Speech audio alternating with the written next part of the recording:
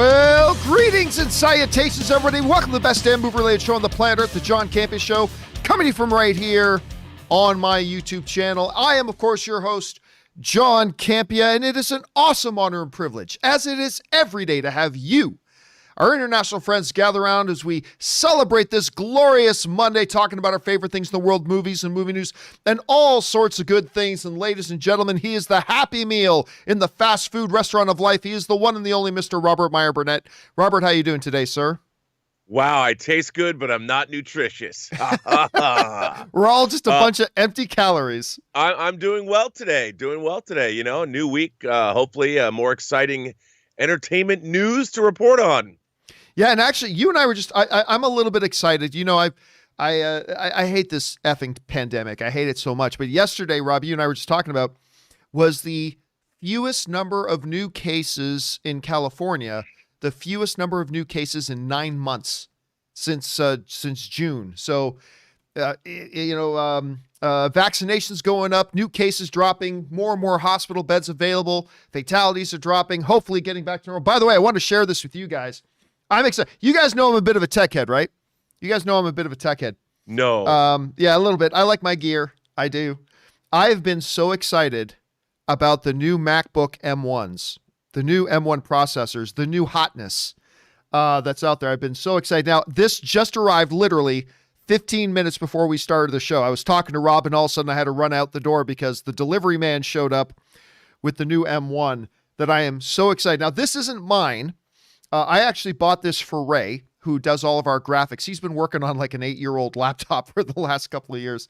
So I decided to buy him this, but you know I'm going to play with this. You know I'm going to play with this a little bit before I hand it over to Ray, because I just want to see if maybe it's something that I want to get a little bit. Oh yeah, do you guys, I got some people in the live chat mentioning this hoodie. Friend of mine, I got some friends over at Warner Brothers. Somebody sent me this. I kind of like it. I like the new logo for the new Batman movie. Neat. Look, it is also the new hotness. I do love this thing. Mad Max is saying John should give away one. Nope, I am not giving away.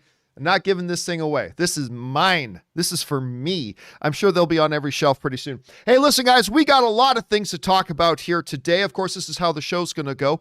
We break it into two parts. In the first half of the show, we're going to discuss some predetermined topics. And in the second half of the show, we're going to take your live comments and questions. How do you get a live comment or question on the show? It's really rather simple. All you have to do is simply go over anytime, 24/7.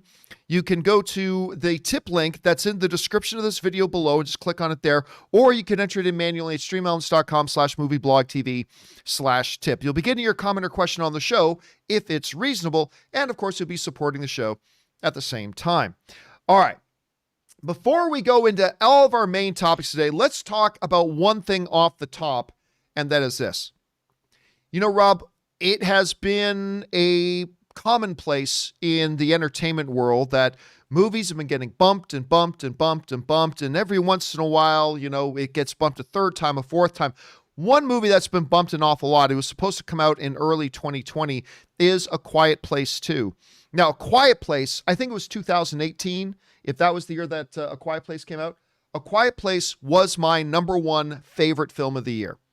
That year that it came out. Absolutely my number one favorite film of the year. By the way, Alex Wilson sends in a super chat badge in the live chat. Thank you, Alex. Absolute favorite film of the year. I've been dying to see this. Now, it was, I believe, pushed to September of 2021. Well, we don't have to wait that long, everybody, because now it has just been announced that John Krasinski himself jumped on social media to announce that A Quiet Place 2 is coming out in May. I believe it's May 25th. I believe that is the date that they are coming out. He got on there, John Krasinski, and he said, they always say good things come to those who wait. Well, I think we've waited long enough. Quiet Place 2 on Memorial Day. And because I'm Canadian, I don't know when Memorial Day is in America, but apparently it's coming out on May 28th. Quiet Place. So it's moved up May, June, July, August. It's moved up 4 months. Now, we'll talk about this a little bit more in a bit here, Rob, but I got to say, this is extremely encouraging to somebody like me. You know, we were just talking about how they have, you know, we've been seeing COVID numbers drop. Hopefully that continues. Fingers crossed. We don't know. We could get more surges and everything, but vaccinations going up, all this kind of stuff. The studio apparently has felt confident enough to move this thing up to the end of May. Now, I've been saying for a little while that I think June is okay. May might still be a little bit early. It is the end of May, what have you. This is kind of a good sign. We've been seeing some other moves in release dates as well, which we'll talk about in just a little bit. All I know, Rob, is that I have been dying to see this movie ever since the end credits of the first one. I mean, that was it. I was so all in on this world that John Krasinski had created that I just haven't been able to wait to go back. And now we're going to have to wait a lot less to finally see this thing, which I'm very excited. Anyway, Rob, you hear about this. What do you think? First of all, where's your anticipation level for A Quiet Place 2 right now? And what do you think about this news of them moving it up into May? Well, I have to say that one trailer when they're in the car driving down the town road and they see one of the creatures attack, I love that. And I was like, okay, I'm like, how are they going to make this movie, any better than the first one? And I'm like, well, okay. It looks like they've certainly got a handle on that. And I'm in. Can't wait to see it. And look, anytime they're bringing movies forward again, letting us see things in May as opposed to not, I'm all there, John. I'm it's now March. I have not been in a movie theater this is now the 13th month that I have not been in a movie theater, because the last time I was in a theater was, I want to say it was The Invisible Man. I forget it now, but it's March of 2021. The last time I was in a movie theater was February of 2020. Whew. I mean, I did go see New Mutants, at that drive-in event, and I know you went to the theaters, but I can't believe I think this is the longest period of time since I was like 5 that I wasn't in a movie theater. Because my parents started taking me to movies when I was a kid. I love movies and like my life, dude.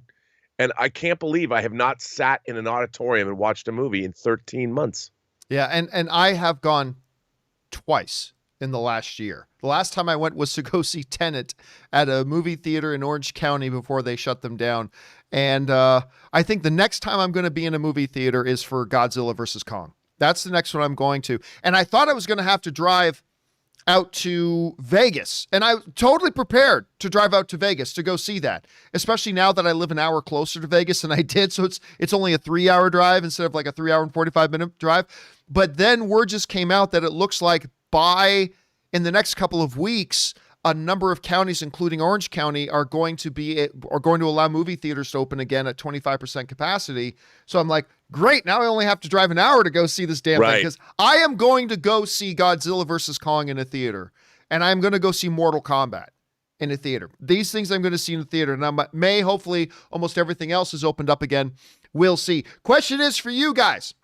What do you think about this news that we now have A Quiet Place 2 has moved all the way up to the end of May? Are you guys still excited about seeing it? Have you been like waiting for so long that you kind of lost interest in it? What are you guys' thoughts? Jump down to the comment section below and let me know your thoughts. Okay, guys. With that down, let's get into our main topics today, shall we? And how do we select our main topics here on the John Campea Show? Well, it's really rather simple. You see, you guys come up with our main topics. Whenever you come across a big issue, topic, or story that you think we should have as a main topic here on the show, just go anytime 24/7 over to www.thejohncampeashow.com/contact. Once you guys get there, you're going to see a form. Fill it out with your topic or question. It's totally free. Hit submit, and then maybe, just maybe, you might see your submission featured as a main topic here on the John Campea Show. With that down, let's go on to main topic number 1. And our first main topic today gets submitted to us by Justin R., who writes, "Hey, John, love the show." Thank you so much, Justin. "It has just been confirmed that Minions 2 has been pushed another calendar year to July of 2022, making it 2 years later after it was originally supposed to come out. Why did they have to delay it a whole nother year? Like they did last year? Thanks." All right. Thanks a lot for sending that in, man. And yes, we were just talking about how a lot of movies have been getting bumped, but we're seeing some films starting to adjust and maybe move up a little bit. We just talked about A Quiet Place 2 actually moving up 4 months. But yes, it has been announced that Minions 2 has unfortunately been delayed again, and not just by a few weeks or a few months. It's been delayed an entire year. This comes to us from the folks over at Screen Rant who write, originally set to open in July of 2020, Minions 2 was pushed back to July 2nd of 2021 as Illumination was forced to close their France studios due to the pandemic and were not able to complete the movie in time. Universal has delayed the release of Minions: The Rise of Gru yet another year. Instead of July 2nd, 2021, the Minions sequel will now release in theaters of July 1st, 2022. It's said that delaying the film another year allows Universal to claim a higher profile date on the year's release calendar. So that comes to us from the official reports.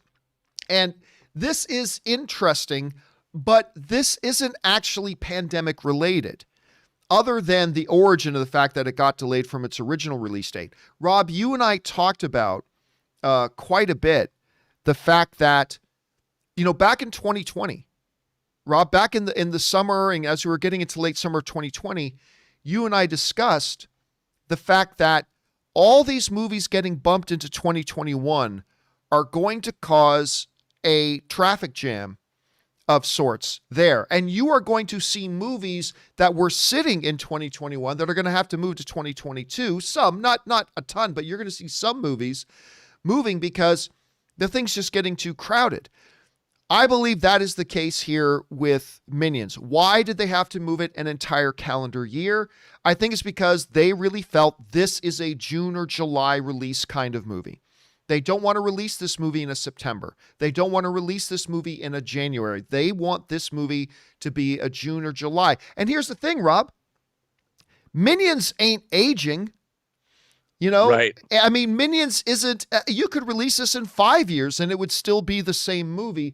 So the way they're kind of looking at it is like, look, you never want to have to delay your film that long and see that much of a financial investment just sitting on a shelf for all that long. But the reality is, this animated film, they can really up and drop whenever they want. And they just feel that the benefits of having a proper prime release date for this film, this family film, outweighs the negatives of having to push it another year. So that's how I think this whole thing is boiling down. Rob, you hear about them moving Minions 2 all the way to 2022. What are your first reactions to that?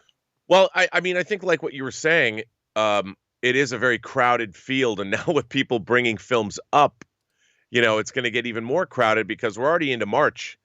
And the movies that there's a small window. It's getting ever smaller in 2021, and also, they might have more time. They might still want to be working on it. These movies are not easy to make. They take a long time to get right, and I think maybe this gives them more time to make the movie better. I don't know if it's one of those movies like that's already completed, that's been sitting on a shelf, but I wouldn't want to release a movie where you're going to have like 5 big films coming out every weekend. And this is obviously it's a family film. It's part of a franchise that people really love. And I think they want to have it have every chance in the world to succeed. I agree. And by the way, Kung Fu Hot Dog sends in a super chat badge in the live chat. Thank you, Kung Fu Hot Dog. Well, guys, I mean, that's it. Minions 2.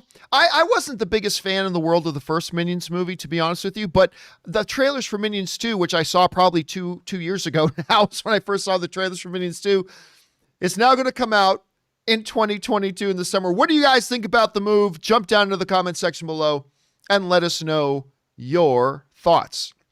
All right, guys. With that down, let's move on to main topic number 2, shall we? And our second main topic today gets submitted to us by Michael Odenmere, who writes, "Hello, John and Rob. I heard you talking the other day about streaming services and their mounting cost. My wife was saying we should just pick our 2 favorite or 3 favorite services and stick with those. But so many great shows are spread over many, many, many services. I used to pay around $75 a month for my full cable a few years back. I paid a little bit less than that. But anyway, a few years back. And now I'm spending more on streaming. Where is the breaking point? All right. Thanks a lot for sending that in, Michael. And yeah, Rob, this is something that came up the other day. And we were talking about here on the show is this, and we've been talking about this for a while. And by the way, Red Raven sends in a super chat badge in the live chat. Thank you, Red Raven. This brings up an interesting thing we've been talking about. Over the last year or so, more and more of us have kind of been observing and commenting on, we are starting to spend more and more on streaming services. Rob, I remember when streaming services first came out, like when I first cut the cord about, 8 years ago or more is when I cut the cord initially. I haven't been a cable subscriber for like 8 years. But I remember it's like, oh my God, this is so much better. I mean, yeah, I'm missing out on a few things at the time, especially. I'm missing out on a few things, but streaming is the way of the future instead of cable, and it's going to be so much cheaper. And I remember at the time, Rob, there were a bunch of tech pundits who were like, well, yeah, this is great, but make no mistake about it. At some point, this new model is going to be more expensive than the model we have. And a bunch of us cable cutters like me were like, you guys are just being salty. No, well, this going to be so much cheaper and we're going to get so much better content. It's going to be so great. And it's going to save us all kinds of money.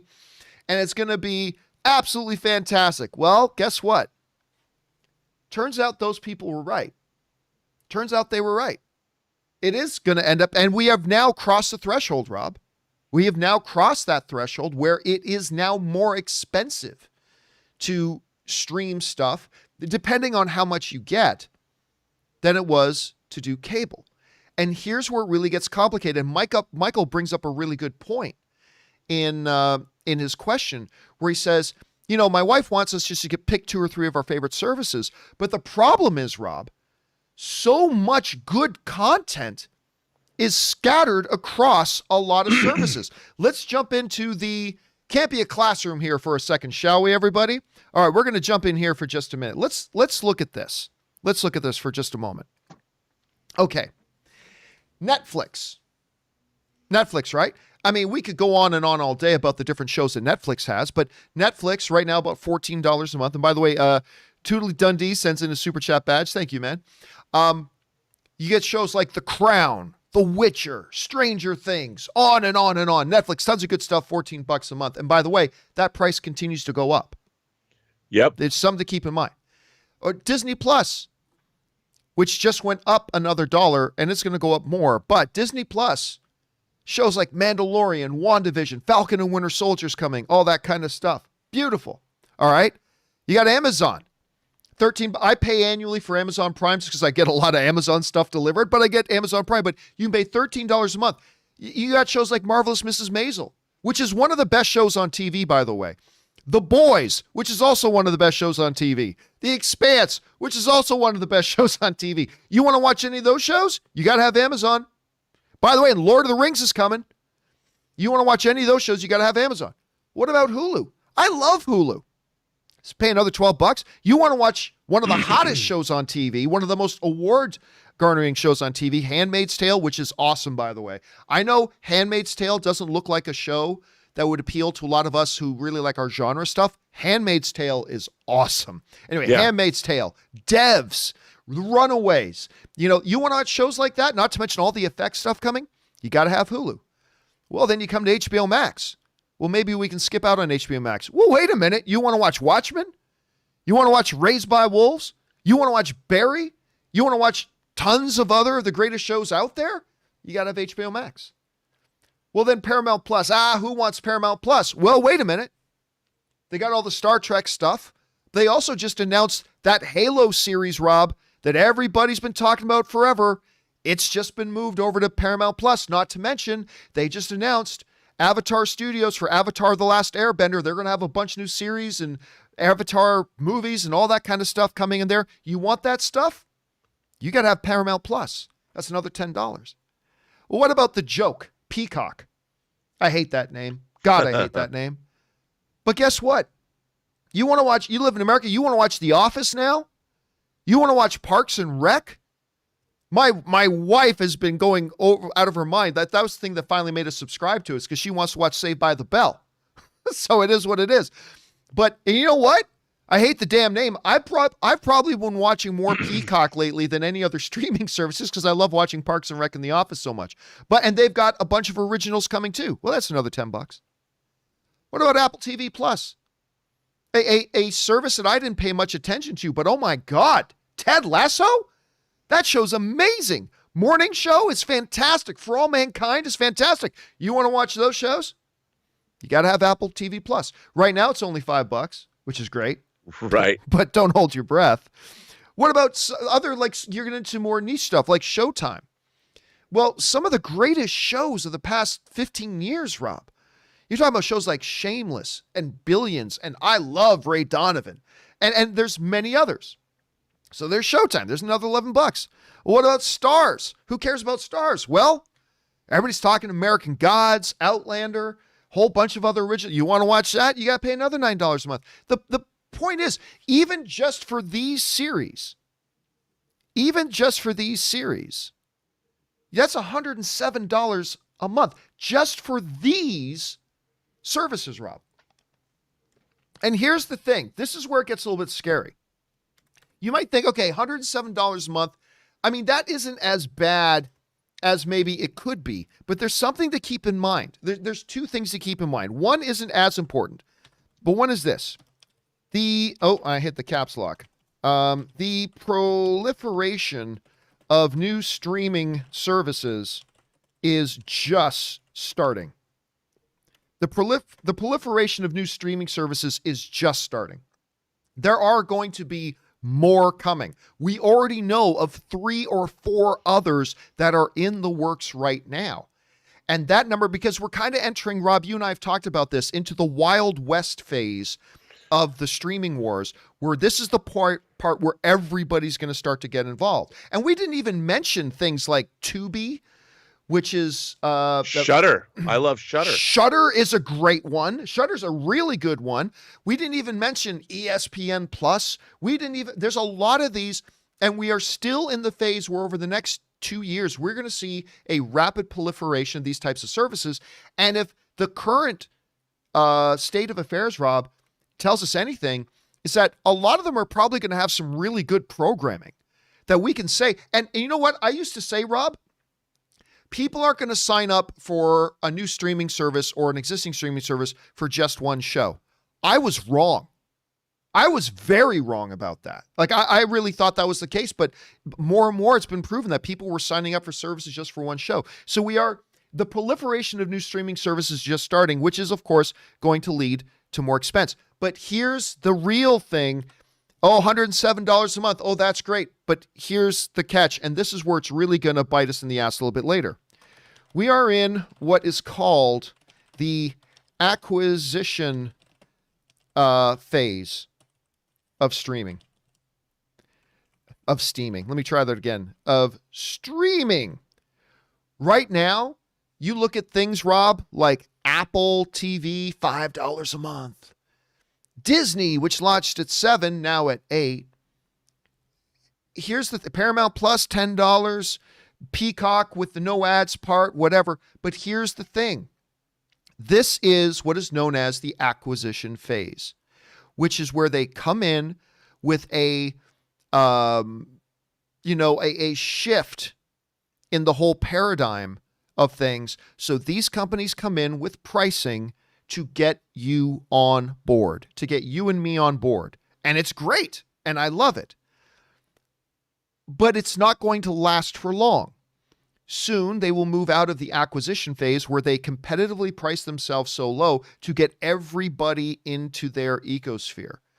And once they're in their ecosphere, they know it becomes difficult or unlikely that they're going to jump ship. Like everybody, I remember the first couple of times Netflix raised their prices, Rob, there was a lot of talk of, wow, this is unreasonable. I'm going to unsubscribe to Netflix. Yeah, that never happened. People never unsubscribe to Netflix. And by the way, Netflix is a terrific value. They could charge $25 a month, $30 a month for Netflix. And I would contend that is still, for all the content you're getting, that is still a value proposition. And they know that. Disney Plus, with their library and their upcoming originals, $25 a month is still a value proposition. And they know that. And so when you look at the fact, Rob, that we're already spending more than we did on cable, that the proliferation of these services is just starting, and the fact that we are still in just what we call the acquisition phase, you got to understand, for people like me, I'm going to have to understand that 2-3 years down the line, that $107 total that we were looking at there, that will likely be $220, $230, whatever, because I want to watch all my shows. And it is still, I would contend, better than cable was. You get to pick and choose what it is you want to watch, the quality. Because the thing with the streaming wars, you understand you are in competition with other major heavyweights, and you can't just crank out crap unless you're Netflix. Netflix plays the quantity game a lot. But amidst all their crap, they also produce some really good stuff too, especially their television. But it is expensive now. It's only going to get more expensive. And I hate to say this as a consumer, but even when it doubles in price, Rob, again, when you consider how much content you are getting, it's still a value proposition. But we are just going to have to go into it with our eyes open, Rob. This is the reality. It is going to be significantly more expensive than cable ever was. And hopefully we're going to get benefit for that. But it is kind of the way it is. Rob, I know you're a major streamer. You love your services. What's been your observation about all this and where things are going? Well, look, I mean, clearly there's no way around all of these different services. I don't necessarily see anybody giving you some combined deal, because it's different than cable in that these are now the studios that own these services. Whereas, I mean, HBO is a subsidiary of Warner Brothers, but it wasn't like the studio. But now they kind of are. Disney Plus is going to be the primary distribution method for Disney films. Sure, they're going to go back to theatrical at some point, but for the most part, Disney, I mean, the Marvel shows they're being made direct to Disney Plus.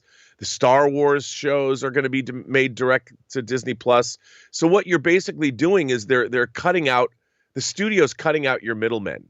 There's going to be no other distribution. It's not going to be going to ABC, or it's not going to be going to the theaters. They're going to be going direct to your house right from the studio. So as more of these happen, it's almost like going to the grocery store to buy all your different food for your house. You're going to have to decide, you're going to have to budget. You're going to have a budget. And I think we're going to see people like John all dip in and out of these services. If something doesn't have something, you're not going to do it every month. People are going to want to be like, you know what? As long as you can do this, I'm going to quit HBO Max for the next 4 months after the Snyder Cut and after King Kong or whatever. And then I'm going to go back into it 4 months later, and then I'll have it for a couple months and I'll binge everything I want to see. Then I'll leave for 4 months. I mean, because it's going to get to the point where all of these streamers, and there's a lot of good ones, like Shudder is really good, and I wouldn't want to be without it. But like, if I watch everything on Shudder, if I wait 4 or 5 or 6 months, they accumulate things I want to see. Then I jump in for a couple of months, watch what I need, and then dip out of it. And I think what's really interesting is a lot of these cable services are relying upon their subscription base. I don't think they want people to do that because it disrupts their earnings. They want people to stick around. They want you to just have revolving payments so you forget you're doing it. And it's going to be interesting to see how it all shakes out, but it's going to get too expensive. You're going to end up, I don't think I'm over $100 a month yet, but I don't want to be over $100 a month. I want to be at $40 a month or $50 a month. And that's impossible now, not for the amount of stuff I want to see. So It's going to be really interesting to see how it all shakes out. What's really interesting here, I saw this study. Now, Grant, this is like over a year ago, but I saw this study that was like gyms right? Gyms. They make roughly 70% of their revenue from people who don't actually go to the gyms anymore. Like they have their membership, right? Everybody buys a membership to their gym. I'm going to get in shape. I'm going to exercise. I'm going to do all these good things. And then they go for a few weeks, and then they don't go for a few weeks, and they go for a few more weeks, and they don't go for a few months, and then a few months turns into like 6 months. But they just never get around to canceling or suspending their thing because they think, I'm going to go back, I'm going to go back. And it's funny because everybody says, Rob, that because, we saw that article in the Hollywood Reporter. Everybody says that, okay, so when this show's done, I'll suspend that service. But the reality is most people don't, even though they think to do it. And that's a lot of services to keep track of. Yeah. Which ones you turn on and off. And like when Mortal Kombat comes out, am I going to wait 3 months till I decide to turn back on HBO Max to go and watch Mortal Kombat? Well, I'm going to go see Mortal Kombat in the theater. Let's be clear. But a lot of people, so it's going to be interesting. The thing I wonder about because, we're talking about, Rob, right now we're in this exponential growth period. It's the wild, wild west. We see an explosion going on right now. At some point, what I think is going to happen is that it'll grow so exponentially. And by the way, Isaiah sends in a super chat badge. Thank you, Isaiah. Appreciate that. And that it will then understand you're going to get so many services that the market can't sustain them.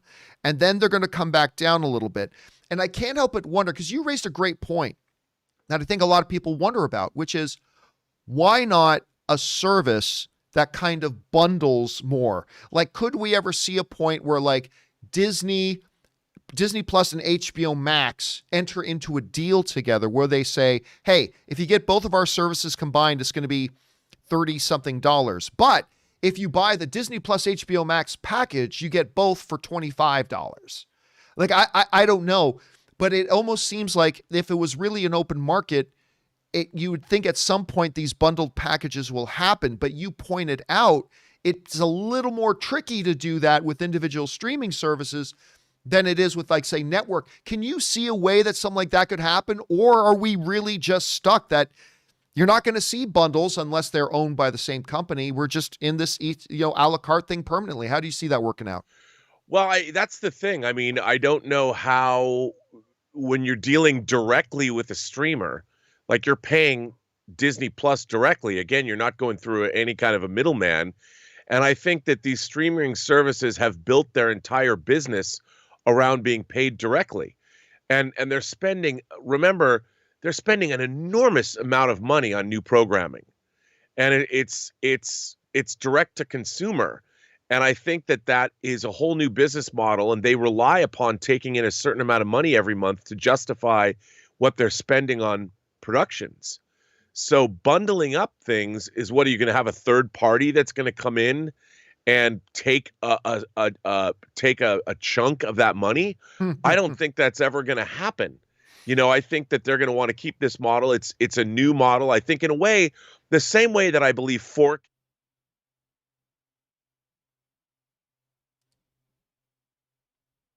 streaming services with each studio, I think this is sort of the end of the line on how it's going to work. And eventually, we're going to have so many monthly payments between your phone, your streaming services, like you said, the gym, all these things that we're paying, software licenses. I mean, my God, I can imagine seeing my monthly bill for all the things I use going up into the hundreds and hundreds of dollars if you include all of this stuff together. And it's all based on streaming and getting things every month or whatever. And I just think it's going to lead to a whole, families are going to have to develop a whole new economic model along with their grocery bills and everything else. And it's not going to change. I don't think it's going to change, John. I don't see this becoming something that's bundled. It's going to be interesting. And again, Rob, I think about the expense, but on Saturday night, I literally dropped $70. I dropped $69.99 so I could watch UFC. The big triple chip, by the way, was a fantastic card. Just so you know, it was a fantastic card. But I dropped $70 for one because I considered those 4 hours of entertainment that I watched completely worth it. And Yep. when you consider what you get with a lot of these things, I think we've been spoiled lately, and we're just gonna have to bite down and accept, like you said, like the growing cost of it, because we are, as long as we're still getting value, as long as we are still Yeah. getting good value for the money, I'm okay with it, but let's see where it goes. Question is, guys, have you found yourselves in this conundrum about, hey man, listen, there's a lot of services. We're paying for a lot of them. Have you thought about maybe just narrowing down how many you have? Or there's just too many good shows out there that you find yourself wanting to have all of them? What's your approach to this? Jump down into the comment section below and let us know your thoughts. All right, guys. With that down, let's move on to main topic number 3. And our third main topic today gets submitted to us by Metal Gear Stud. And Metal Gear Stud writes, "Hey, John and Rob, I just saw Coming to America 2, and wow, it was so much better than I was expecting. I love how they brought everyone back. Well, just wondering, have you seen the movie? And if you have, what are your thoughts?" All right, man, thanks a lot for sending that in. And yes, of course, Coming to America 2 is now out. It is available for streaming. I believe it's on Amazon Prime, one of the services you have to go and subscribe to that we were just talking about. Coming to America 2 is now on Amazon Prime, and it is out. And Isaac the Film Geek sends in a super chat badge. Thank you, Isaac. It's there. So I was a little bit late. I sat down and watched it yesterday. Okay. I sat down and watched it yesterday. You know, the first trailer for Coming to America 2 did not impress me all that much. The second one, though, which we talked about on the show, I'm like, this is Coming to America. This is what I'm looking for. And so I sat down to watch it. I'm not going to lie, I was very disappointed with it. I was very disappointed with it. Now, let me be clear. I'm not saying Coming to America 2 is a bad movie. I'm not saying it's not bad, actually. It's got some charm. It's got a lot of the what's the word I'm looking for? A lot of the character of the original is definitely there. You know what it is, Rob? Sometimes these movies make a sequel late, and it doesn't even feel like it's connected to the original movie. There's just a difference in DNA. This absolutely had the DNA of the original Coming to America. It was clearly it never felt like things changed too much. These are the same characters that much moving forward. So it carried some of that charm. It was great to see Arsenio Hall back in that role. It was great to see Eddie Murphy back in that role. It was great to see, his father-in-law back. It was great to see all of that. The problem was, Rob, and by the way, MJ Nation sends in a super chat badge. Thank you, MJ. Here's the big problem. It just wasn't that funny. It was definitely charming. There were a few smiles along the way. A great message to the movie about changing things in Zamunda and the finding this new son. They didn't go too terribly stereotypical at the end. It was really cool seeing Wesley Snipes in there. There are good things about it. And it's not a bad movie. But when I look back, Rob, at Coming to America and how often I nearly laughed myself sick watching that thing, and you compare it to this, it was charming, nice little story in this world, good seeing all the characters back. It just, at the end of the day, it simply did not make me laugh all that much. A lot of everything else that went into the film was pretty well done. But Rob, we talk a lot about the fact that in a comedy, you can do almost everything wrong in a comedy. If you make the audience laugh, almost everything else is ignored. It doesn't matter. You can do everything else wrong in a comedy movie. If you make the audience laugh, all the sins will be forgiven. But if you don't make the audience laugh, you can do everything else right. And I feel like Coming to America 2 did just about everything right. It was solid, but it just didn't make me laugh. There is one line when Eddie Murphy is laying in bed. I won't set up the whole thing for those who haven't seen it. He's just laying in bed. I won't tell you the context, but it ends with him just saying, "This is bullshit." And I laughed out loud at that part. I did.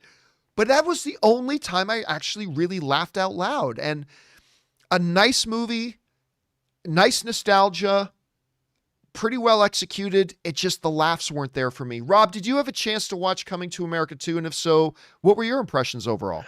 I did watch it. To be honest, I was kind of excited to watch it, John. And I have to say, if this makes any sense, I'm with you. It was bright. Saying you agree with me makes perfect sense, Robert. It makes perfect sense in everything in life. I just think that the movie, if this makes any sense, it was just too nice. It was almost like watching a G-rated family drama. And I feel that in trying, the message was there. It's not like Coming to America was a dark film to begin with, but it was on the streets in New York, and there was a lot more of America in Coming to America, the original. And I just felt like I was watching a very stage bound, and I liked all the sets, and I loved all the musical guests. And by the way, mad props to any movie that stages a version of Prince's Get Off. And all the musical guests in this movie with Salt and Pepper. I mean, I loved all that. But I felt like I was watching something that was strangely neutered in a way. And Coming to America was always it had it was sort of sweet, but I don't know. I felt like it was so safe. And the message of the movie was so by the numbers and what you would expect. And everybody was all, I kind of miss, I just wonder in our new kind age where everybody wants to be nice to everybody else all the time and have all these messages of familial togetherness that you're missing something. And like you said, this is bullshit. I laughed out loud at that too, because I'm like, well, finally it felt out of place in the rest of the movie. That's why I laughed, and I wanted it to be a little edgier, if that makes sense, for a Coming to America movie. Yeah. I mean, that's a good point. It really just wasn't. There was no edge to it. There was no edge. And you and I have been very looking forward to this movie. Yes. Especially with the resurgence Eddie Murphy's been having lately. And I'm glad they made it. I'm glad they made it. It's just that, and it was great seeing the barbershop group again. And it was, by the way, that scene was I smiled a bit in that scene. That was pretty good too. It was pretty fun. The joke about the flies with children, like, whoa, you went too far. Like, that was fun. By the way, Mike Rosanian sends in a super chat badge in the live chat. Thanks, man. But yeah, it just, and by the way, when you go over and take a look, like I thought I might be alone, Rob. Like when I watch it, I'm like, this isn't just isn't that funny. And it turns out I wasn't that alone, because when you go over and check, like the audience and the critic scores are pretty much completely aligned with each other on this one. 52%, which, hey, 52% means by a small majority, a majority of the critics like it. It's thin majority, very small majority, but still about half the critics like it. Almost half the audience likes it. But I was just hoping for more, Rob, considering the brilliance of the original and how great Eddie Murphy is. I was just hoping for a little bit funnier. Yeah, me too. I mean, I have to say this movie had a lot of goodwill from me going into it. Like I was willing to forgive a lot, but I thought it was interesting that they basically Wesley Snipes is playing an African warlord who's probably not a very nice person, and they're trying to make him like this sympathetic guy. I'm like, this is really weird. Like Zamunda is bordering this probably horrible despotic where human rights don't mean a whole lot. By the way, what was the name of his nation? Nextdoria. Yeah. Get it? Because it's next door? Nextdoria? Yeah, and it was just, it just was kind of weird. I understand what they're going for, but I don't know. Oh, by the way, another moment that did make me grin was the introduction scene of Wesley Snipes when he had his hype man come in. Yeah, that was pretty clever. Anyway, guys, I think at the end of the day, I was just disappointed. I didn't think Coming to America 2 sucked by any stretch of the imagination. Not at all. I think there were some really nice things about it. I was just, maybe my expectations were too high because of how great the original one is, but it just didn't give me the laughs like I was kind of hoping, anticipating. Question is, guys, did you have a chance to see Coming to America 2? It's all subjective. Maybe you loved it. I'd love to hear your thoughts. Jump down to the comment section below and leave your opinions there. All right, guys. With that down, let's move into main topic number 4. And our fourth main topic today gets submitted to us by Rayanne Butt, who writes, "Greetings, John. From one stupid movie title to another, Universal just moved F9, or Fast and Furious 9, to June 25th, 2021, more than a year after it was originally supposed to release on May 22nd, on 2020. For now, I believe it will hold to this date. However, I noticed that June 25th is also the same release date for another blockbuster movie, Venom, Let There Be Carnage. I think it's clear that Venom 2 is getting moved now. What are your thoughts? Thanks, and bring on the filthy. All right, thanks a lot for sending that in, man. And yes, so in what was actually to me a rather encouraging sign, Fast 9 got moved. Well, John, how's that encouraging? Because they moved it 1 month. They moved it 1 month, which again, to me, much like seeing Quiet Place 2 now moving up 4 months, it was like basically that was announcing we're coming back. Yeah, May was a little bit too early. Bumping it 1 month sends a clear message. Yeah, we're ready to go. We're ready to go. Now, is the audience ready to go back? That's another discussion for another time. But that, to me, seeing that they moved it and bumped it just 1 month was pretty encouraging to me, saying, okay, we are now finally going to get to see this thing in theaters. Because, Rob, you and I are both kind of suckers for the Fast and the Furious franchise. Kinda. Okay, very much suckers for the Fast and Furious franchise. Anyway. So here we are, that moves.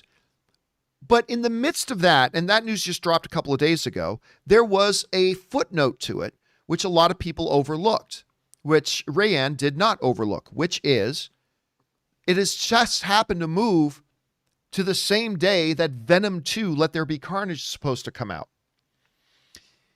Couple of interesting things, though, about Venom 2. We are now in March. You know me. Studios have to get into the habit of releasing trailers later. They've been releasing trailers too early for far too long. So, when it's 5 and 6 months out and people are going, why hasn't a trailer for this come out yet? It's like, everybody relax. But here we are. We are in March, April, May, June, July. I mean, we are talking just a couple of months away. We are talking just a couple of months away for this movie. And still talking about Venom 2, and still no signs of it. Like, we're just a little over 3 months away and still no signs of it. So we started to wonder, I wonder if the fact that they haven't started up a marketing campaign means that they are also looking at bumping it a little bit. Rob, it seems to me that it is an inevitability at this point. I don't think Universal moves Fast 9 to that date without consulting with the studio about Venom. I don't think they make that move without at least hopping on the phone and giving Sony a call and saying, look, are you guys holding that date? Are you moving this? We think we would like that date. Because I'll tell you what, with this, especially even in the best of times, Rob, you don't want to open your major tentpole film on the same day. Even if yours is the bigger one, you don't want to open your major tentpole film on the same day as another major tentpole film, especially when it's a film that's going after the same demographic of audience that your film is, because you may beat the other one, but you're going to take damage. So I have a feeling the combination of the fact that we've seen no marketing coming out of Venom 2, and remember, this is no insider information. This is no insider information. This is just pure speculation. We could be dead wrong about this. But when you look at combining the fact that we've had no marketing spinning up, despite the fact that we're just a little over 3 months out from Venom 2, with the fact that Universal's just made this move to move Fast 9 there, a move that you got to believe there was some consultation about because they don't want to shoot each other in the foot. Right. I think it's an inevitability that Venom 2 is going to move, and we are probably only days away from hearing that announcement. I think we're probably only days away from hearing that announcement. Now, the question then becomes, Rob, if, and that's a giant if we're right about that, and that they are going to move it, the question then becomes, what kind of move will it be? Will it be a Minions 2 move where it gets bumped another year, or will it be a Fast 9 move where they bump it like 6 weeks to a month to 2 months, something like that? That's the bigger question. My guess, it'll be a short bump just to give it an extra month or two for the theaters to get it back up and running, but it could be something longer. I'm going to guess it's going to be a shorter. Rob, you look at this situation. Number one, I'm sitting here saying I'm assuming it's probably meaning they're going to move. Do you think it'll move? Do you think it has chances of staying in the same spot? And if so, what kind of move does it do if you think they will move? What do you think? Well, again, it's like this whole problem with 2021 being every day that goes by, the rest of the release windows get compressed. And with more, these movies are all expensive, big studio tentpoles. And, I think at some point they're going to have to pull the trigger. I don't know if Venom 2, like you said, we haven't seen any marketing on the film. And this is not a cheap movie either. This is a movie that they're expecting to pull in between $800 million to $1 billion. And it's the kind of movie that I would imagine the marketing blitz would be huge on. So I would have thought that we would have seen something on this film. We've already had Fast and the Furious trailers before, so everyone knows. No one's seen anything from Venom. So that leads me to believe that maybe it is moving, John. I think pushing it later. I mean, think about it. We got 4 Marvel movies coming out this year still. Yeah. And with Venom, which is essentially a Spider-Man adjacent movie, maybe Tom Holland even shows up in it. Who knows, in a post-credit scene? But by the way, I have no idea if that. I'm just making that. I'm pulling that out of my behind. But who knows? I think it probably will move. But I don't know to when. Maybe a month or two. I think it really is going to depend. I think honestly, right now we're coming out of things, but I still think we're on the cutting edge of being safe. We talk about COVID cases are coming down, but people are opening. Hey, Texas is open, but will they get another surge because of that? I think we'll know more in a month or two. If they came to you right now, though, Rob, if the execs from Sony came to you and said, Mr. Burnett, we are deadlocked in our boardroom, and we know the only person to give us guidance here is Robert Meyer Burnett. Yeah, I don't talk to Bob Iger anymore, so. We have a choice of moving this thing 5 weeks or moving it 11 months. Which do you think is the wiser thing for us to do right now, given the circumstances of when it was supposed to already come out? What advice do you give Sony? I don't think they should move it 11 months. I think that, look, at one point you're going to have to make that gamble. And things are opening, stuff is coming out. It's just that right now, the problem is that the theaters aren't open enough en masse that these bigger tentpole movies can make the kind of money they need to make theatrically in order to be profitable. Right now, it seems to me that any tentpole film, big movie that's going to open is going to lose money theatrically. And these movies need to make big money, and they're not going to make worldwide the $750 to $1 billion they need to make. That was the expectation when they were made in the first place. So the real question is, are you going to have enough theaters to make it worthwhile for you? And I would say, for the time being, try pushing it 5 weeks. With cases precipitously coming down, you might catch a wave. Right now, it's like surfing, waiting for the surf to come in.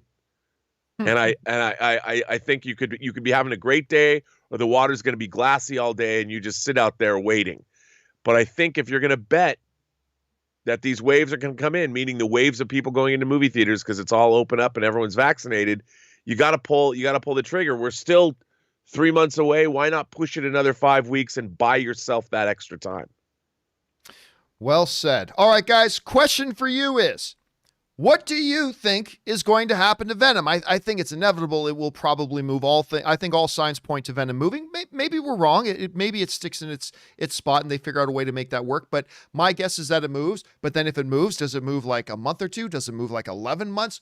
Who knows? Guys, if you're in charge of Sony, what do you do?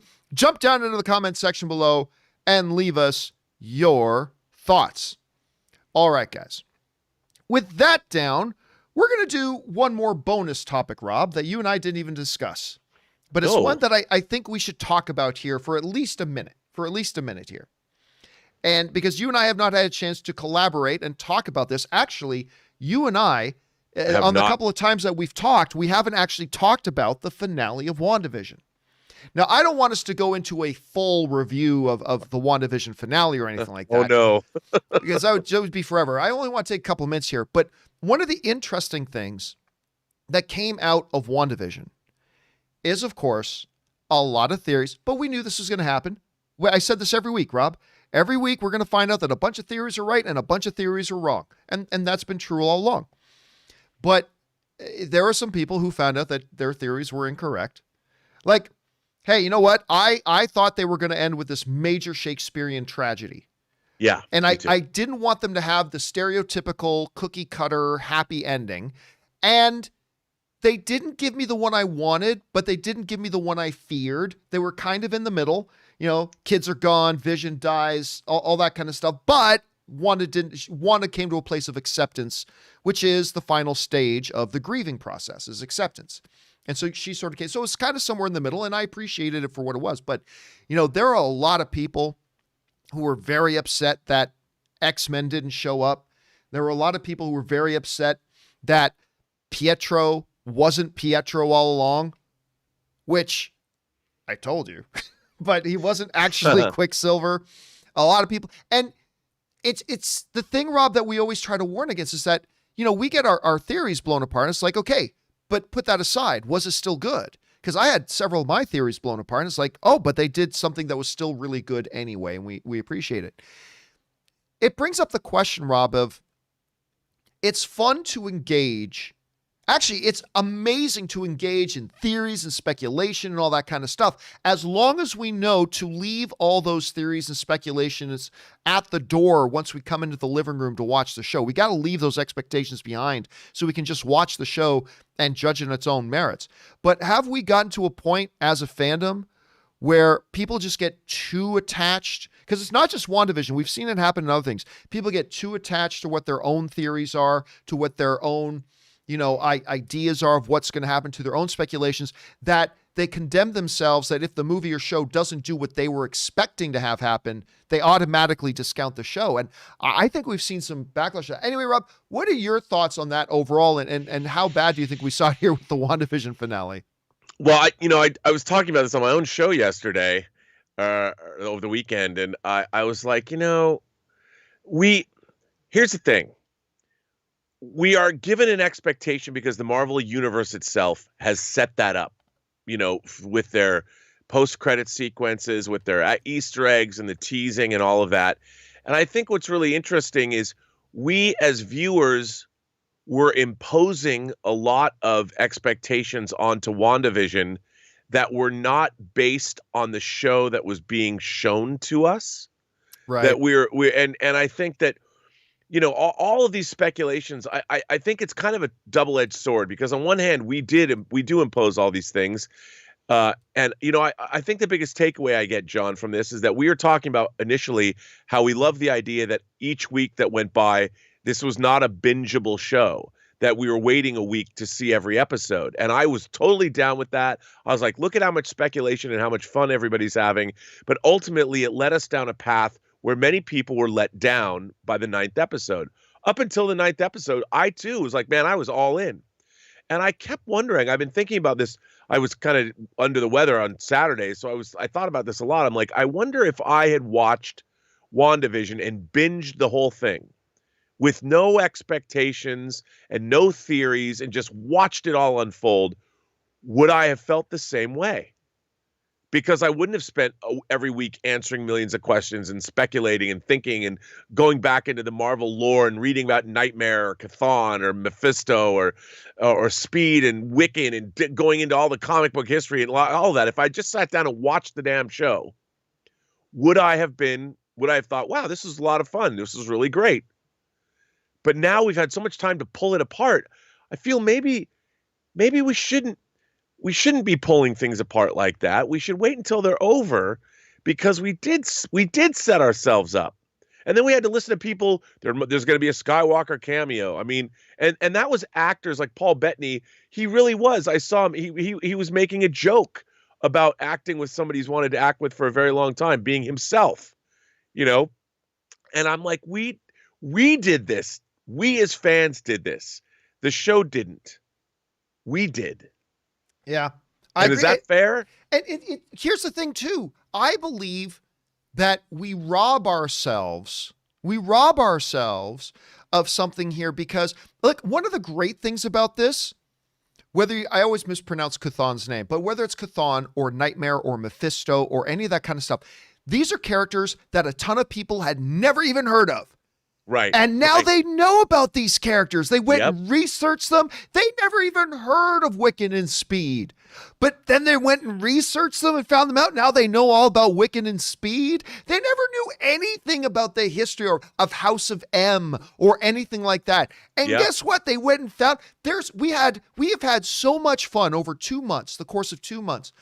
Yep. Of speculating, discussing, and whatever. The problem for me, Rob, I think personally, the problem isn't the fact that we form these big speculations, whatever. The problem comes with we've got to learn to keep those speculations and everything in their place.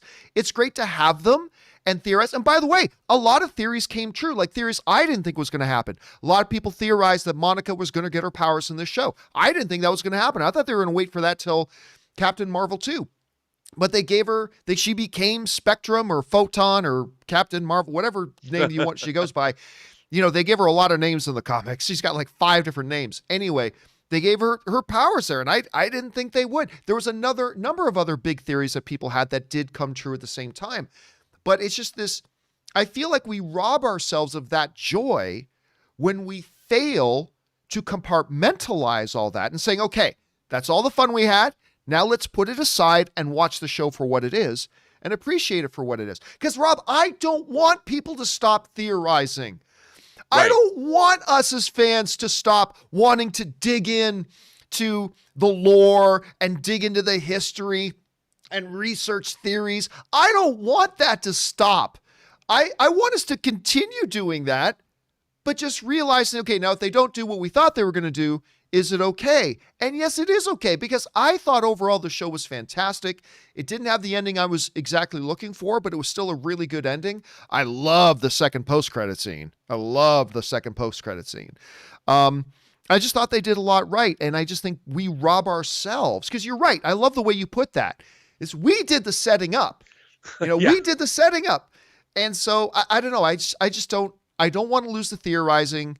And I don't want to lose, but I do want us to be responsible with our theorizing, going, okay, now that we've had our fun theorizing, the episode's coming on, let's take all of our theories and put them aside, and we'll go back and revisit them later. But I don't know. It's an interesting evolution the fandom is going into now, Rob. I want to ask you, do you think that Falcon and Winter Soldier is going to be, in a different way, the same kind of, is it going to invite the same kind of speculation that WandaVision did, or is it going to be more of a straightforward action adventure, Jack Ryan-y kind of globe-trotting adventure thing? I'll tell you what, I initially really thought that Falcon and Winter Soldier was going to be more of a down-the-line action series. Yeah. You know, more of a MacGyver sort of thing, or an A-Team, if you will. Straight down the line. But WandaVision ended up being so different than what I thought it was going to be. Like, by the time we got to episode 4 of WandaVision, I'm like, everything I thought about this show, like going into it at first, was completely, I thought it was going to be this cute little gimmick show where they're doing their thing in the different sitcom eras. And it turned out to be so much more than that. I now really I think there'll probably, as much speculation and intrigue and mystery as there was to WandaVision, maybe not.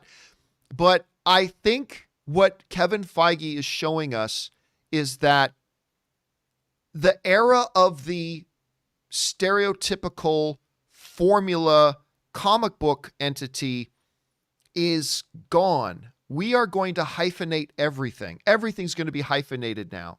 It's no longer a comic book movie. It's a comic book thriller. It's no longer a comic book movie. It's a comic book hyphen horror. It's no longer a comic book thing. It's a this.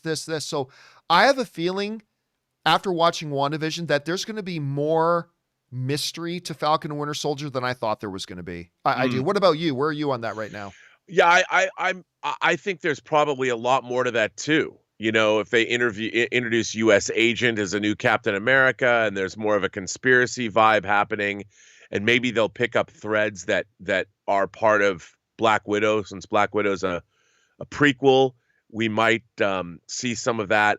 I think, like you said, there's going to be more going on in these shows. Like the Loki show looks bananas too. Oh, I can't wait.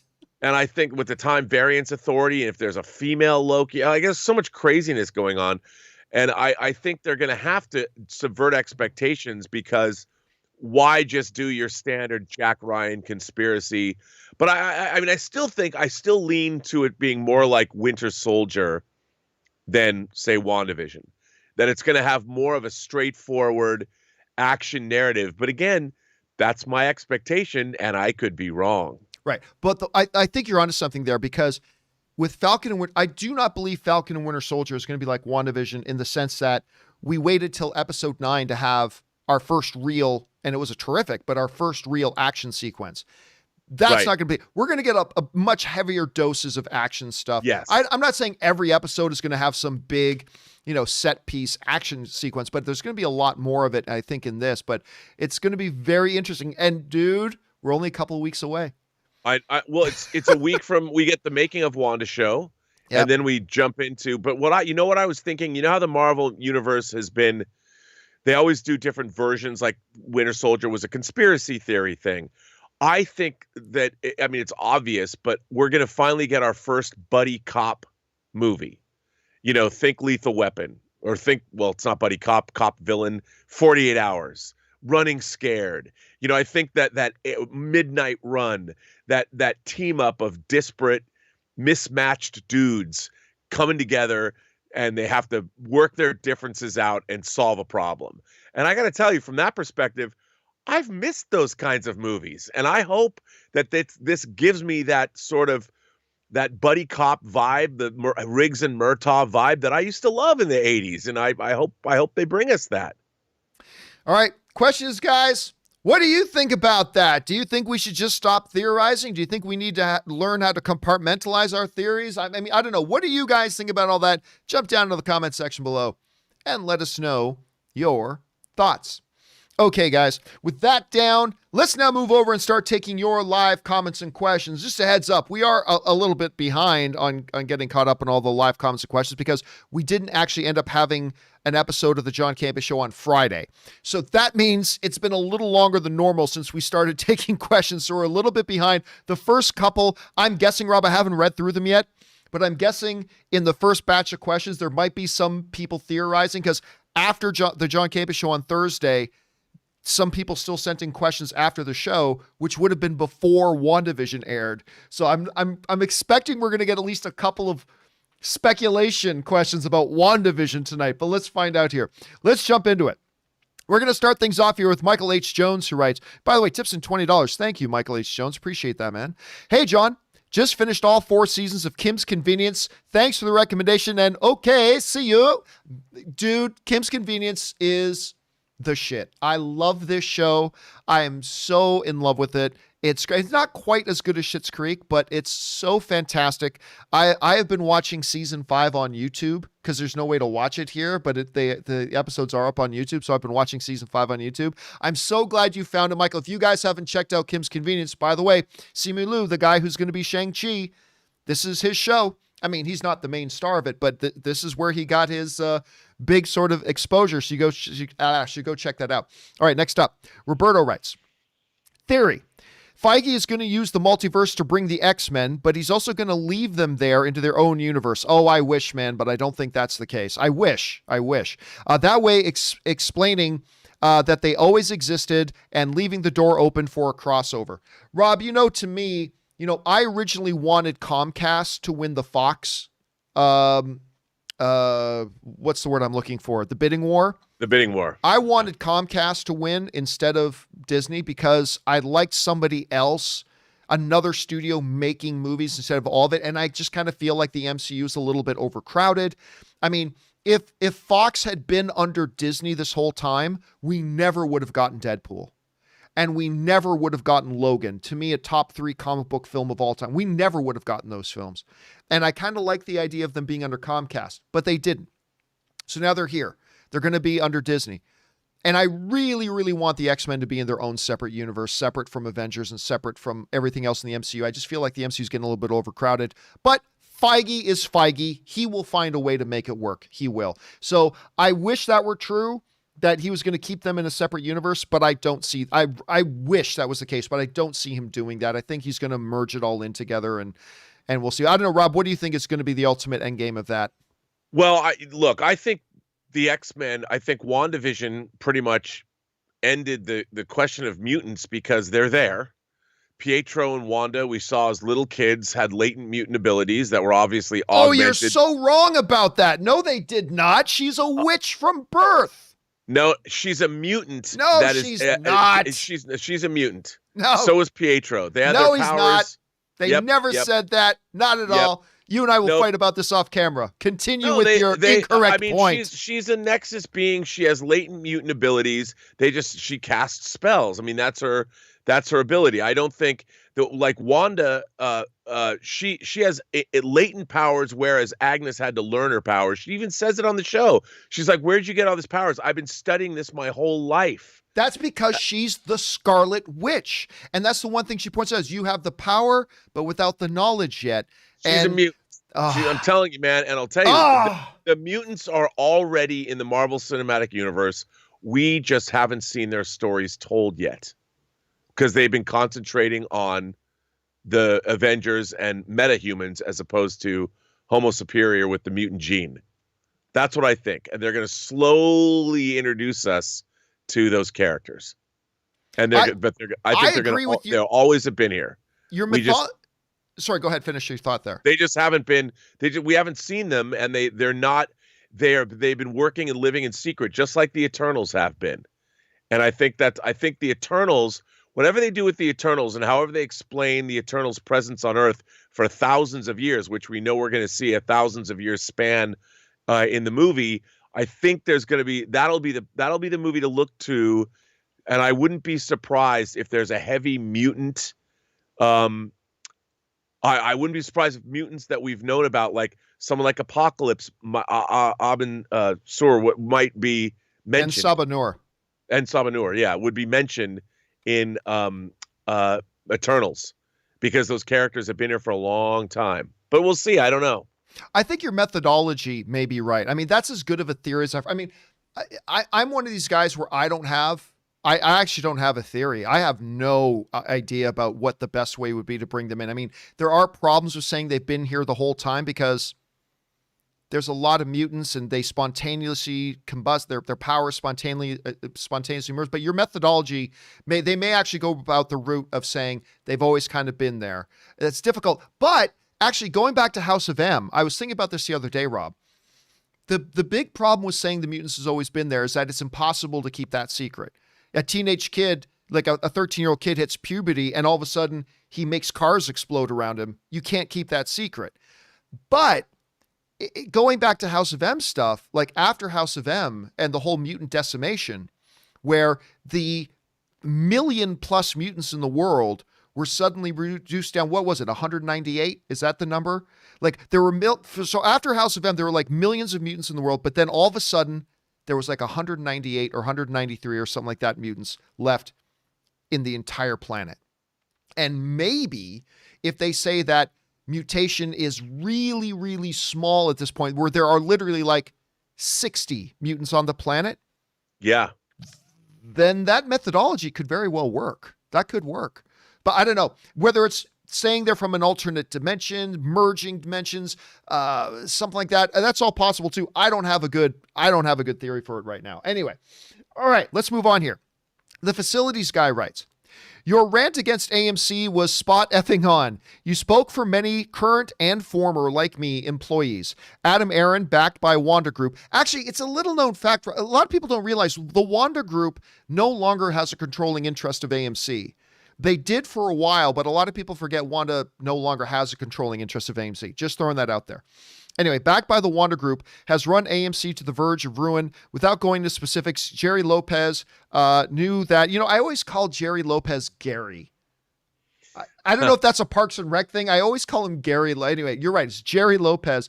Knew that bigger isn't better. Jerry Lopez, of course, was the former CEO of AMC. He was a it still is. He is an absolutely brilliant dude.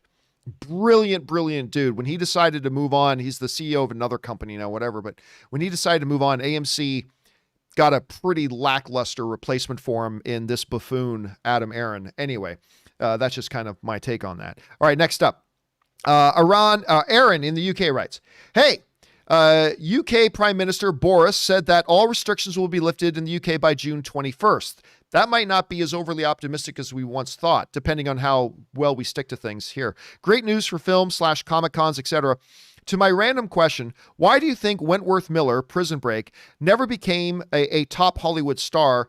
Thanks, Robert Meyer Burnett and John. Well, you see, that's an interesting thing. Wentworth Miller, by the way, is great. I loved watching him as Captain Cold in the CW universe, and of course his big breakout thing in Prison Break.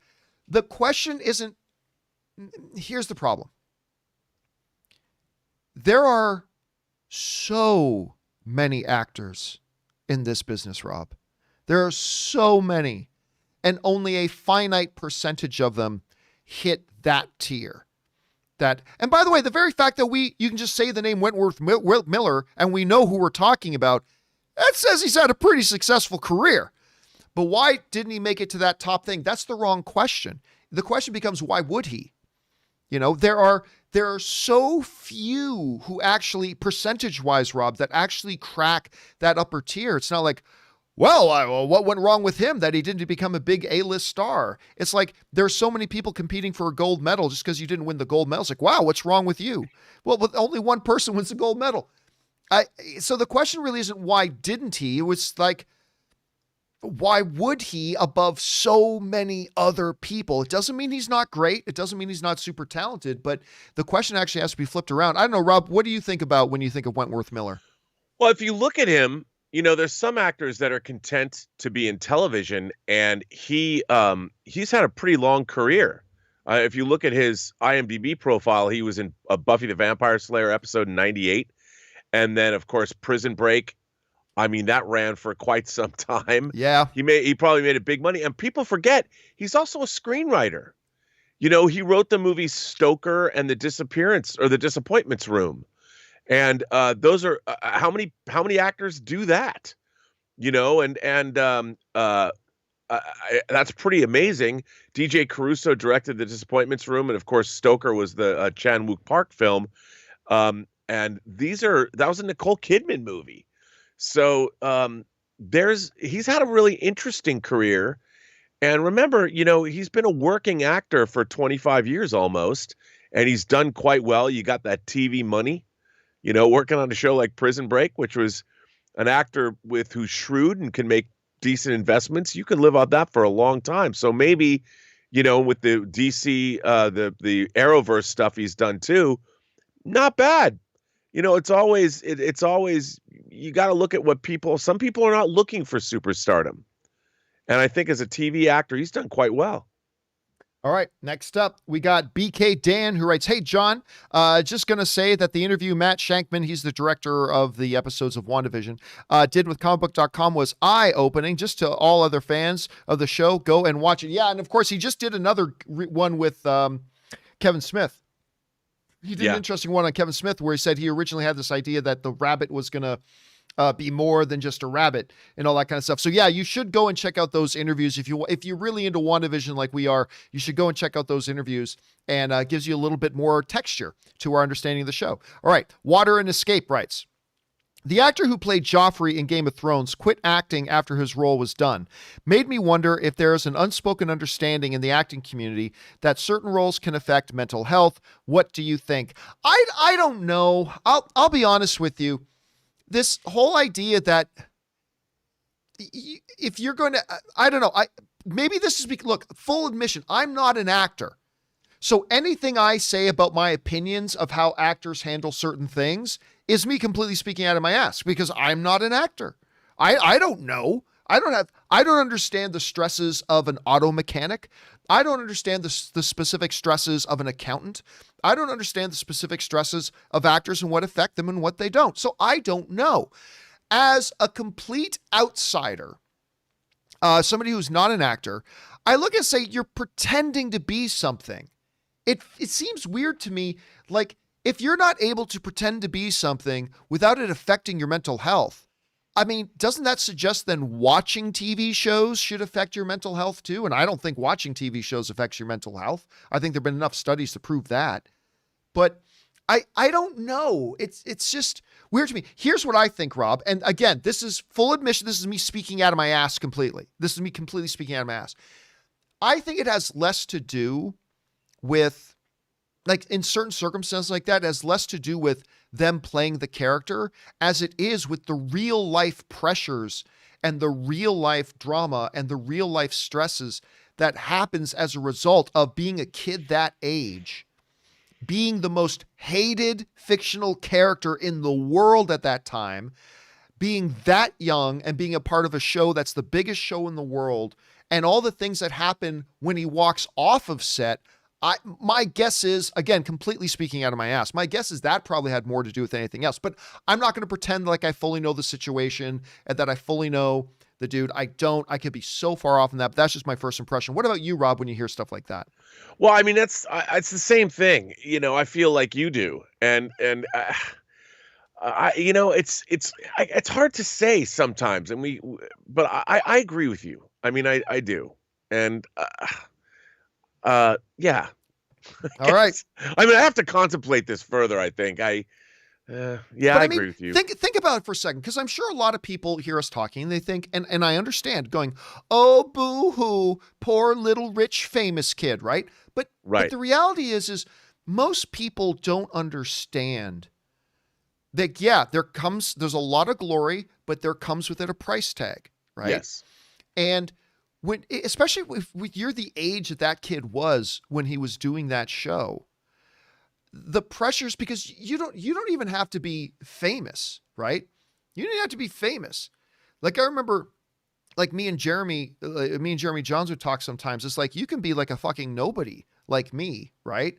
If a few people know you, you're going to actually take a lot of heat. I was talking to I'm not going to say who it was. I was talking to an ESPN guy this one time, and he's like, oh yeah, like, you got to understand, when you go and look up your favorite celebrity and look at the pressures they have to face. And I think a lot of people don't understand that sometimes. I mean, it's part of the gig. You have to accept that. That's part of the gig. If you're going to take the rewards, here's the price tag that it comes with. But I think, especially when you're a kid who was that young, that inexperienced, he didn't, have a lot of, I don't know. It seems like it's a tougher thing than we understand. Well, yeah, what's so, and I've tried to explain this to people, but even I suffer from it as well. When you're an actor or you're a director or you're making a movie or whatever, the experience of doing all of that has nothing at all to do with what it's like for an audience to watch the finished result of all of that work. When you're an actor and you're going to set, there's a lot of boring hours. You sit on a set waiting to shoot your material. You work for like 5 minutes, and then you leave and go back to your trailer for another hour or something, not on TV, but in movies, and wait for another setup. And it is grueling. It is mind-numbing, and you can work on bigger movies for like 6 months, even a year. How long has the Batman been in production now with Robert Pattinson? My God. And then what happens is what we get to see the magic. We get to see the finished shows. And so suddenly the people that are starring in these things become mystical beings to us, because if we're watching Game of Thrones or Breaking Bad or Star Trek, whatever your favorite show is, those actors are no longer people that make shows. William Shatner's Captain Kirk. He lives on the Enterprise. He knows Klingons. He's fought Romulans. That's what we think of him. And then when you meet him on the street, he's a dude with daughters and ex-wives and investments, and he's going to be 90 on the 22nd of March this month. He's just a guy. And yet in our minds, we think of these people as mystical beings. And it's hard not to, because when we watch these things and we want them to be those mystical beings, and they're just workaday people. They might have gotten rich, but usually they didn't start rich. And they weren't even the quote unquote Hollywood elites. They're usually like some dude or some girl that comes from the Midwest looking to be an actor and works on a career for years at a time. And then suddenly you're a star where you can't walk out of your house and buy toothpaste. So it's a really weird life. and we only see the one side of it. And we don't know what it's like to not even be able to walk out of your house with some paparazzi camped on your front doorstep. I mean, it's so weird. Especially if you're a kid. Especially if you're a kid. So I guess the point is this: is like, look, yeah, if you want to get into that kind of life, you got to understand it's part of the job. You got to understand that.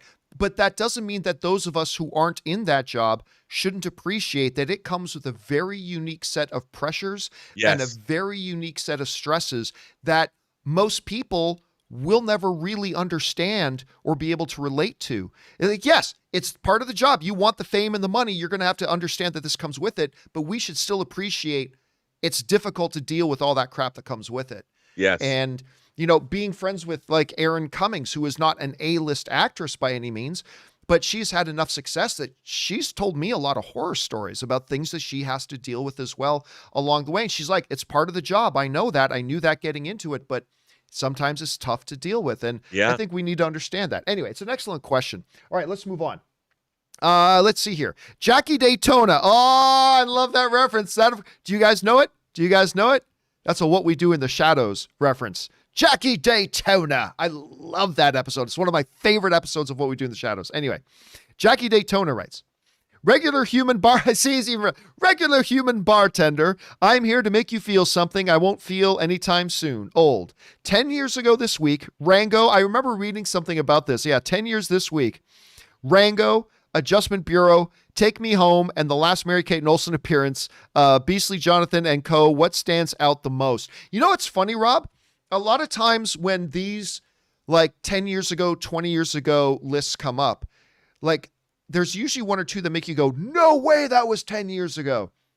I don't feel any of that for these movies. Rango feels like 10 years ago.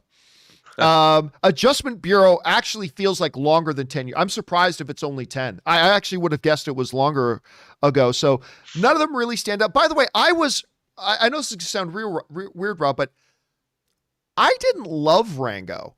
Like I remember I saw Rango and I was like, oh, that was all right. And I was really surprised to find out how many people like went bonkers for that movie. I thought it was okay. It's not bad. I liked it, but I didn't think it was all that great. What did you think about Rango?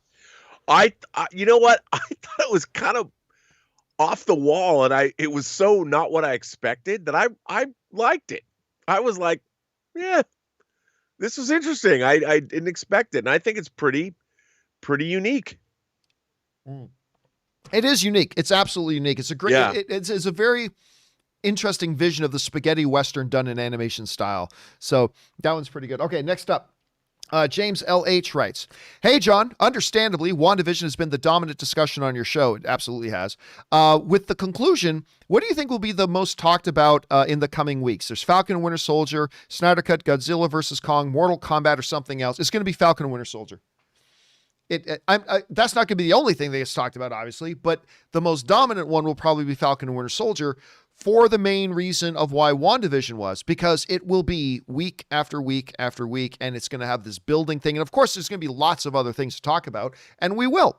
But if you're going to ask about what's going to be probably the most consistent thing talked about, well, Godzilla vs. Kong is coming out once, and Mortal Kombat is coming out once, and Snyder Cut is going to hit once, but Falcon and Winter Soldier will just keep coming. It'll just keep coming. And so it's like all you can eat buffet, man. There's always more, and it'll just keep coming. So I'm guessing that will probably be that. All right, next up. Don't Forget Your Name writes, hey, John, I wrote you about my novel getting published, and it's getting good reviews. That's awesome, which shocked me. It's just a little hobby. If it ever makes it to the big screen, I doubt it, I will insist your Aaron gets one of the parts. Both take care and love your show. Well, here's the reality. First of all, congratulations on writing the novel, but here's the reality. You ain't going to have the power to insist on a certain actor being in your movie. Unless your name is J.K. Rowling or something, the author of the book really doesn't get that kind of power. But enjoy it nonetheless as it goes. And again, it's huge that you actually did something everybody talks about and doesn't do. You sat down, you had a goal, you wrote the book, you saw through to completion. That is no easy task, man. It took me 5 years, which would have taken other people 6 months. It took me 5 years. So I totally respect that, man. Totally respect that. Well done. Next up, Mr. Mystery writes, I do think classic Superman, not Elseworld, should be white. Do you really think a black Superman baby landing in a Kansas farm would have the same youth and life experience as a white Superman? Unfortunately, in today's world, your skin color does matter. Well, yes, because I don't think Kansas is a hot spot for racist, ignorant, cousin humping basement dwellers. Look, the one thing I said about this before, Rob, that was actually an advantage, I think, to me, I don't care. I'm more of a traditionalist. If I was making a Superman movie, I'd probably make him white, but I don't care. I don't think it matters what color he is. So one of the advantages, though, if they did make Superman, remember, Superman is neither white nor black. Superman is an alien organism. Whose skin pigmentation just happens to be similar to that of a Caucasian white male traditionally. But there's a black Superman in the comics, by the way. Anyway, the one advantage, Rob, and I talked about this the other day, and I'd like to know what you think about this. When you look at something like Man of Steel, we haven't seen this in every iteration of Superman, but in a lot of them, that young Clark Kent had a hard time when he was a kid. As most kids do. But you even look at Man of Steel, right? Where like young Clark is getting bullied and all this kind of stuff. In Smallville, they had some things to that too.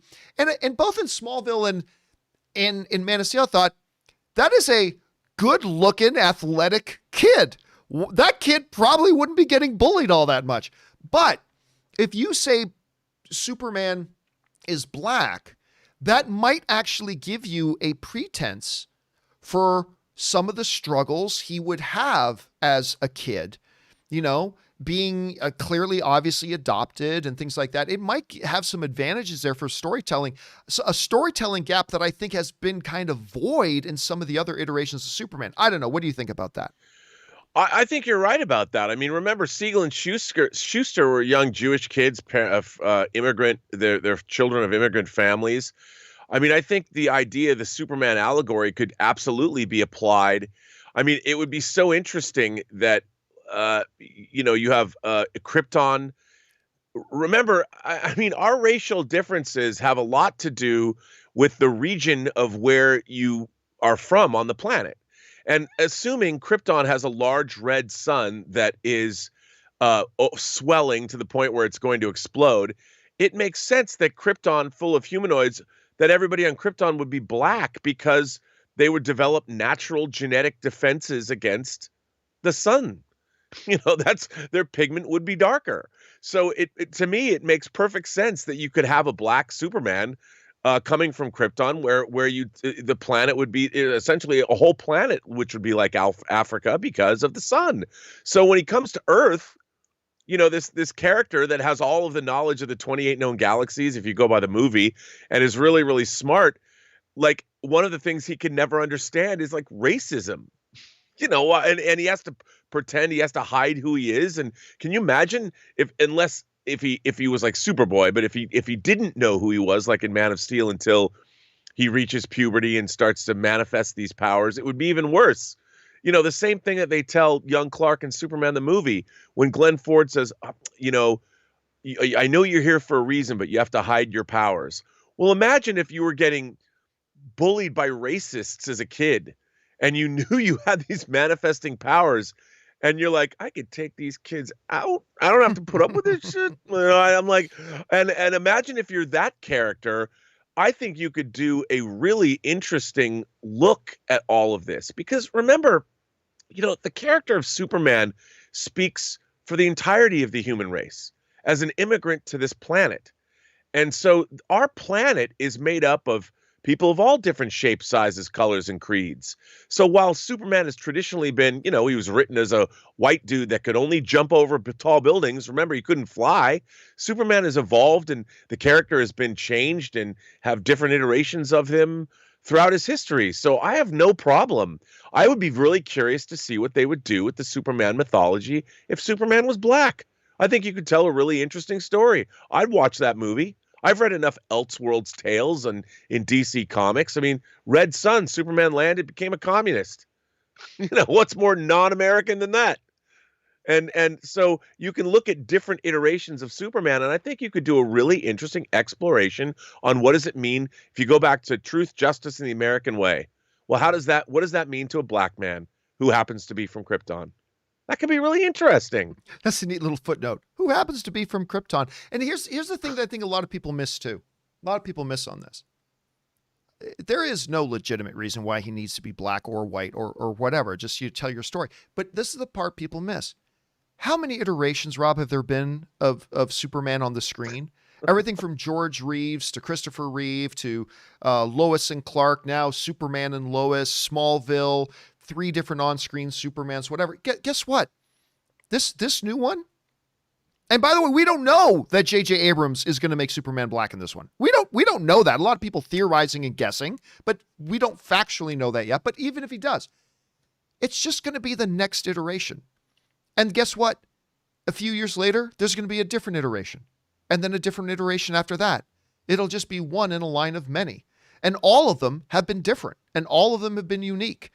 And I just think people lose their collective shit for no reason. But you just got to understand, everything is temporary. Everything is temporary. Anyway. Yeah, it could be great. Yeah. We could get a really great movie. And if you get a great movie, if you have great characters and a great story, nobody cares what color of skin the person who's the protagonist in the story is.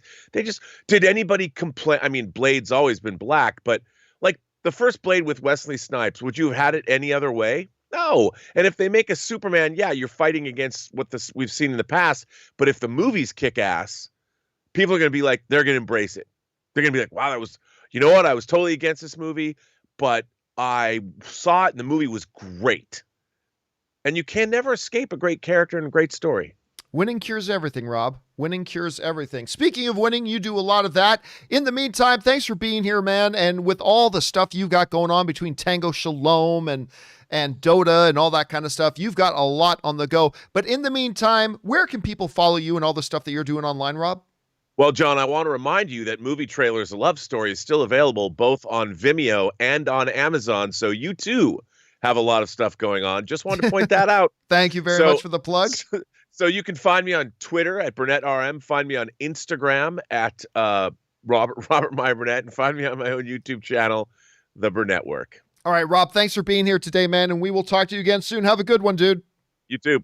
All right, guys, that is the one and the only, the great Mr. Robert Meyer Burnett. He will, of course, be back tomorrow, but for now, we still got a little bit of time. Let's keep going through your questions. The next one up comes to us from Free Brittany, who writes, "Hey, John, I think I remember in one of the promos, Wanda wakes up and it's a looks. It sounds like Italian. And it's a looks like she's in an MRI machine. I'm starting to think this was all a dream sequence, LOL. You know, I've heard a couple of people mention that. I never saw, or I have no recollection ever seeing that in any of the promos.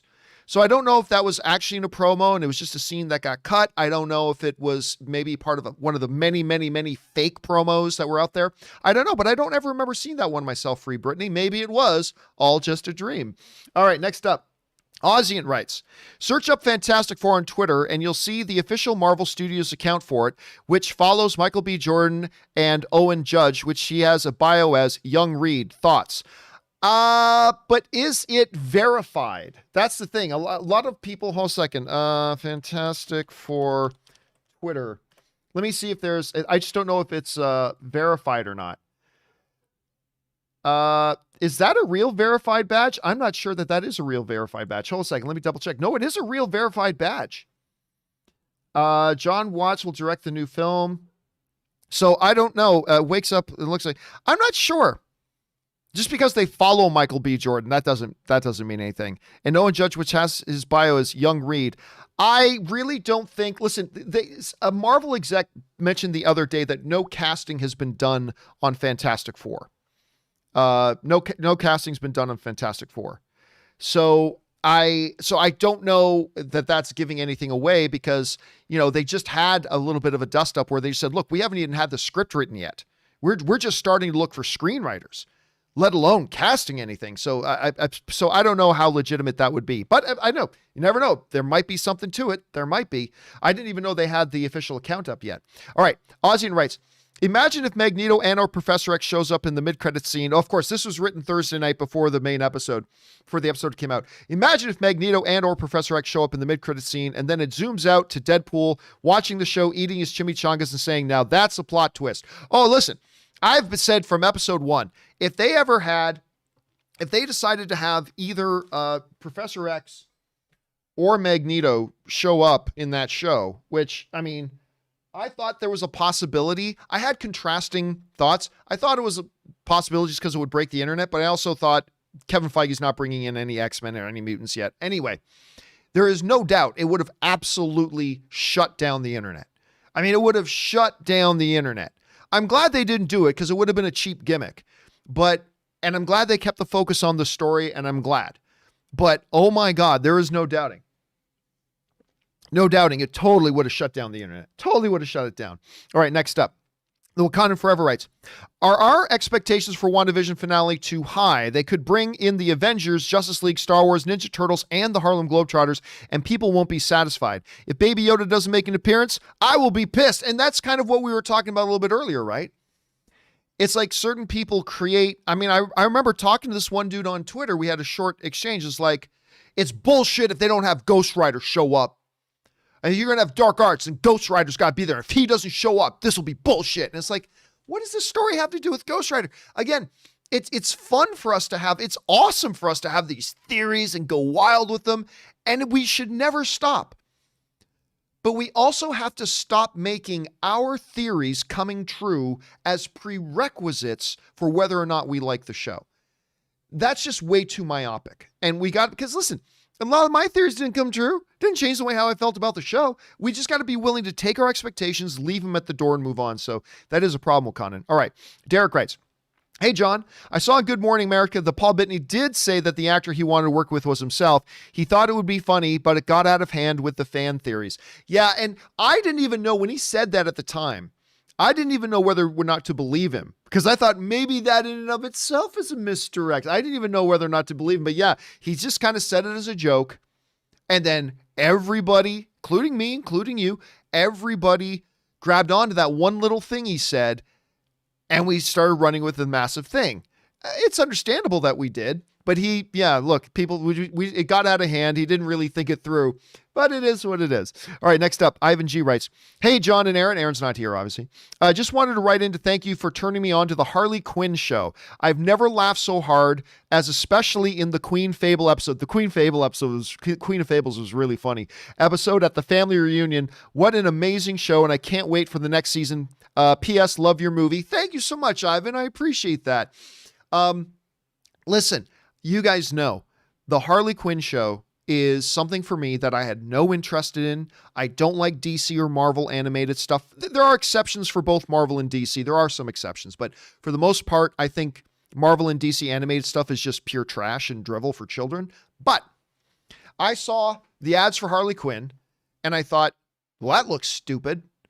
Yay, another DC or Marvel animated thing. It's all trash. Blah, blah, blah. I just don't like it. It's not for me. If you like that stuff, awesome on you. I'm just giving you my own personal opinion on it. But so I saw the trailer, no interest, zero interest in that thing. And then you guys kept, you wouldn't let up. You guys kept, so many of my viewers kept writing in, John, you should really check out this Harley Quinn show. You really should. So finally I gave in one night and Ann and I were at home and we were eating dinner. We started to eat dinner. We're like, well, should we pop something on? And Ann's like, what do you want to watch? I'm like, well, I feel dumb even suggesting it, but a bunch of my viewers keep writing in saying I should watch Harley Quinn. Do you feel like watching the first episode of Harley Quinn? She's like, yeah, okay. I was hooked in 5 minutes. I was completely, absolutely, and utterly hooked in 5 minutes. That's all it took. And I was hooked on it all the way through the first 2 seasons. Never stopped. And I tell you what, the Harley Poison Ivy romance is the best romance on TV right now. I'm not even joking. There's more heart and character in that romance than any other romance on TV. It is so good. It is so good. And by the way, Fode S is writing in the super chat, John, you should check out My Hero Academia. I did. I didn't like it all that much. I got all the way through the first season. I got a little bit into the second season. I'm like, this just isn't doing it for me. But anyway, Harley Quinn. Oh my God. It's so good. It is so good. If you guys haven't started watching the Harley Quinn animated show, you really should. It won't be for everybody. Nothing is. Won't be for everybody. But I can't think of anything else on TV lately outside of reruns of The Office or Parks and Rec that like makes me laugh as hard as that Harley Quinn show. It's absolutely nutty. Anyway, thanks for that, Ivan. Next up, Ozian writes, could Wanda, in theory, hypothetically create an infinite amount of vibranium, and would she also then be able to spawn all the antiques / relics from the different eras and pawn them or sell them once those said items are taken out of the hex? That's a good theoretical question. I don't know. It's like things she spontaneously created out of nothing.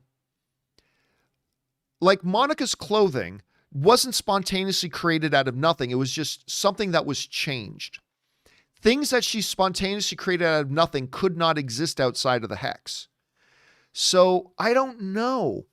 I mean, so with that being the case, if she tried to make an ancient relic out of a box of soap, well, then as soon as somebody studied that ancient relic, they would see it's actually a box of soap. Like, remember they studied Monica's clothing, and it's like, hey, wait a second, this thing is like 75% Kevlar. Like, they were able to tell the difference. But I don't know. They haven't really, all we know is that the Scarlet Witch is supposed to be, at her full potential, more powerful than the Sorcerer Supreme. I don't think Wanda is as powerful as Doctor Strange yet, because like Agatha said, you got the raw power, but you don't have the knowledge yet. And so that's where we see Wanda at the end of it, right? Going through the dark hole, just like, and all that kind of stuff, like getting powerful. And I still think this is going to go dark. But we'll see. All right, next up, Edgar M. writes, I've been going to the AMC Tyler 16. Oh, that's the one near me. I've been going to the AMC Tyler 16 since day one. I love both IMAX and Dolby screens there. Of course, Dolby screens are superior, but in my opinion, you should try the AMC Ontario Mills Dolby screen once in a while when they open. Way superior and louder than the Tyler one. Really? All right, I'll have to check that one out. I know there's also an AMC I've been to at Victoria Gardens, which is up by Rancho Cucamonga, California, but I've not been to the Ontario Mills one, I don't think. But now that I live out here in Riverside, once these theaters open back up, I'll be able to try a whole bunch of them. I do miss the AMC Burbank 16, though. Gotta say, I miss the AMC Burbank 16. All right, next up. Ozian writes, both Avatar: The Last Airbender and iCarly are in both Paramount Plus and Netflix. Does it benefit Nickelodeon to have multiple titles on multiple streaming services, or would Nickelodeon benefit more if it were to launch its own streaming service like Disney Plus? No, Nickelodeon, there's not enough there for Nickelodeon to be its own streaming service, I don't think. I just don't think it's there. You want that as a part of Paramount Plus, and if you're Paramount, that's where you want it to live. Now, of course, they had licensed out live action iterations. That's why you're going to see the thing over on Netflix, and hopefully that's going to be great. A lot of people, listen, I know what I'm going to say here is unpopular, but still, it's the truth. A lot of people's like, oh, without the original creators being a part of the live action thing, it can't possibly be good. That's bullshit. That's bullshit. It can be good, and it can be great. Guess what? The original creators of Batman had nothing to do with The Dark Knight. Christopher Nolan isn't one of the original creators of Batman, yet he was able to take this fictional character and breathe some incredible life into it and made it awesome. Now, is that what's going to happen with the live action Avatar on Netflix? Maybe yes, maybe no. We won't know until we see it. But this notion is absurd. This notion that unless those two guys who have never done anything live action, unless they're a part of it, it cannot possibly be good. That's absurd. That is an absolutely absurd point of view. Of course, it could end up being terrible. It absolutely could end up being terrible. But Netflix, other than HBO Max, Netflix does original TV series better than anybody.